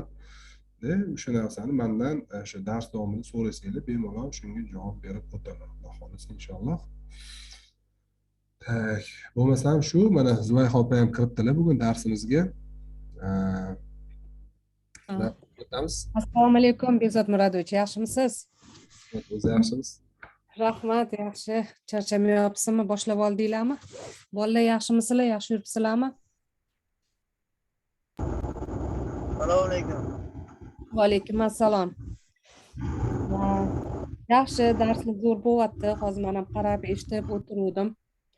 Bolalar juda ham passivsizlar. Kuni unaqa mana oranglarda qizlar ko'proq aktivniy bo'lishyapti. To'g'risini aytsam, Bezod Murodovich keyin topa olmaysizlar. Sizlarga shans berilganda savollarni shunaqangi berib tashlanglar-da. Bularni ham qiziqtiringlar, o'sha bularga ham stimul bo'lsin sizlarga dars o'tishga. Nima desa bo'ladi, bu как ilm fan bilan bog'liq narsa-da bu dars. Shuning uchun hali aytganlaridek qayta videolarni boshqatdan ko'rsanglar har gal nimadir o'rganasizlar, xo'p? Keyin aktivniyroq bo'linglar, darslarni qoldirmasdan savol beringlar. Masalan, hozir hech kim uyalish kerak emas. Chunki anaqa bu yerda hamma narsa yengil. Keyin hamma studentlarimiz ham uzoq bilan nari borsa bizani foundation kursimizni o'rganishgan. O'shandan chiqishgan yoki o'zligi sazgina nima deydi, samouchka qilib birjaga kirib ishlab ko'rishgan. Shuning uchun hozir как раз sizlarni Bezod Murodovichga savol beradigan vaqtinglar, xo'p? Aktivniylashinglar, aktivniyroq bo'lamiz, savollarni beramiz. Chunki даже men o'tirib ko'ryapman-da, har gal savollar chiqadi, lichna menda ham. Mana shu har gal o'tganlarida temalarda yangi savollar chiqadi. Aslida simbolik ko'p bo'lishi kerak. Mabodo ichinglarda foundation kursini o'qimaganlar bo'lsa, bizga murojaat qilinglar. Chunki biz mana shu oldin ham aytganman, Smart Investda eng продвинутый sistemalarni Bezod Murodovich o'rgatadilar. Hali bu narsalar hayot davomida o'zinglar yana shu narsaga qaytasizlar, kimdandir yana nimadir o'rganasizlar, yo o'zinglar ishlab ko'rasizlar, bularni strategiyalarini qilib ko'rasizlar-da, har qayerda testdan o'tgan garantiyasi bor strategiyaligini keyin tan olasizlar. Shuning uchun sizlardan iltimos, aktivniy bo'lamiz, maksimalni savol berib, uy ishlarini qilamiz. Uy ishlar juda ham важный. Sababi sizlar o'sha grafik bilan, trendlar bilan o'rtoq bo'lib, har bitta aytayotganlarni qilib bularga vaqtida topshirsanglar, shundagina sizlar podsoznaniylarga bu fan kiradi. A tak просто ko'rish bilan qilish boshqa-da. Shuning uchun uy ishini qilinglar. Keyin hammanglar tayyor turinglar, studentlar oranglarda menga savol beruvdinglar, esinglarda bo'lsa, Bezod Murodovich bilan baravar biz ham anaqa savdo qila olamizmi deb. Как раз mana shans kelyapti. Boshqa maktablarda bu narsa yo'q, faqat shu Smart Investda, ya'ni Bezod Murodovich bilan birgalikda shu narsani biz yo'lga qo'yganmiz. Parallelna demo account bo'ladimi, yo'q bo'lmasa o'zingizlarning shaxsiy pulinglarni qo'yib realniy счетda bo'ladimi, o'tirib savdo qilish imkoni yaqinda bo'ladi. Uning uchun teoretический tarafini yaxshilab o'rganib olinglar. Хорошо, o'sha tomonni aytib qo'ying deyotgandim. Bezod Murodovich, ozgina shamollab qolibsiz-a siz ham? Ha, shu tuzalolmayman. Sal ovozim bo'g'ilib, tomog'im og'riyapti. Bir haftadan beri tuzalolmayman shu qaytalab. Da. U оказывается shu COVID anaqasi ekanda. Men ham doktorga chiqdim, 1 yilgacha shunaqa bo'lib turadi degandek qilishdi. Menga ham o'pkamga o'tib ketib qolibdi. Antibiotiklar yozib berishdi. Mayli, sog' bo'ling, kasal bo'lmang. Shunaqa. Endi men Zulaxo opam guvohlik ko'rib turibsizlar, hammaga men boshida aytdim, yangi sistemalarni qo'shdim. O'shaning uchun nima deydi, programma oldingi gruppalardan ko'ra sizlarni omadinglar bor ekan demoqchiman. Ko'proq yaxshiroq anaqalarni o'rganishga imkoniyat bo'lyapti. Sal sxema o'zgartirdim boshidan, ya'ni swing trade bo'yicha alohida anaqalar qo'shdim. Уже swing trade praktikasi уже strategiyani o'tgandan keyin hisob raqam ochganimizdan keyin boshlanib ketadi. Чтобы ana day trading bo'yicha, penny stack bo'yicha, penny stack ham misol uchun qo'shildi yangi strategiyalar. O'shaning uchun ana hammasini bittada qabul qilib olish qiyin-da. O'shaning uchun etapni ko'proq ko'rib o'zlashtirib ketaveringlar demoqchiman. To'g'ri. O'sha praktikaga o'tganda Ana oldingi Bezod Murodovichda yaxshi gap aytdingiz, o'sha gapingizni shu bolalarga ham aytib qo'yaylik. Boshqa maktablar, boshqalarni biz kritika qilmaymiz, o'zimizga unaqa ham qilmaymiz. Hammani o'zini hayotda tutgan o'rni bor-ku. Просто ознакомительный kurs qilib qo'yishgan ko'pchilik. Biz hali nima deydi, foundationda o'tib berayotganimizni o'shani $600-700 o'tib berishyapti. Bu yerda sizlar hozir juda ham bir anaqa Bezod Murodovich o'zlari o'sha investitsion kompaniyalarda, prop tradingda o'shanaqa joydan chiqqan odam bo'lganlar uchun o'sha metodlarni hozir sizlar bilan bo'lashyaptilar. Biz smartlik har doim поддержка qilamiz. Shuning uchun maksimalni darslarni qilib aktivniyroq bo'laveringlar, xo'p?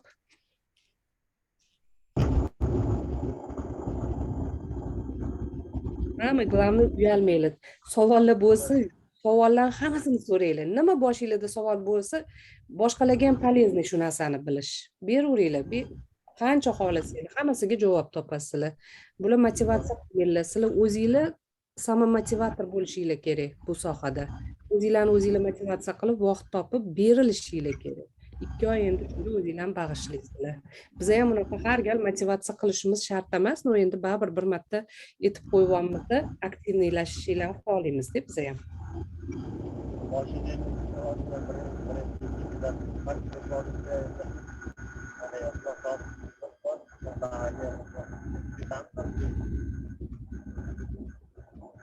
Yaxshi eshitilmadi, Diyorxon aka, tushunarsiz. Menga ham eshitilmadi. Juda shamol bo'ldi. Bundan buyog'iga xudo xohlasa yaxshilab harakat qilamiz. Boshida endi nima qilib turibsiz-da, sal quloq solib, sal kirishib olguncha. Shu. Yo'q, bu ham endi привычкаga kirsa yaxshi. Treyderlikda shunaqa gibkis navish bo'lish kerak-da. O'shuringlar bilan anaqa qilib. Xo'p bo'ladi. Faqat agar foundationni o'tmagan bo'lsangiz, sal qiynalib qolishinglar mumkin. Shuning uchun menga murojaat qilinglar bugun, xo'p? Anaqa qilib beramiz. Qilib beramiz, sharoit beramiz. Tez ko'rib olasizlar. U 8 tadan bir kunda ko'rib olasiz. Mana shu hammasini prenatalniy tomoni tushuntirilgan. Hozir masalan, продвинутый tomonlari tushuntirilayotgan bo'lsa, dars o'zani, a o'tda первоначальныйsi, birinchi bosqich, birinchi etapda tushuntirilgan. Mayli, Bezod Murodovich, sizga ham rahmat, sog' bo'ling. Mayli, rahmat, sog' bo'linglar. Sog' bo'linglar. Xayr bo'lmasin. So'ng ko'rishamiz hamma bilan. Xo'p, rahmat. Xo'p, sog' bo'linglar.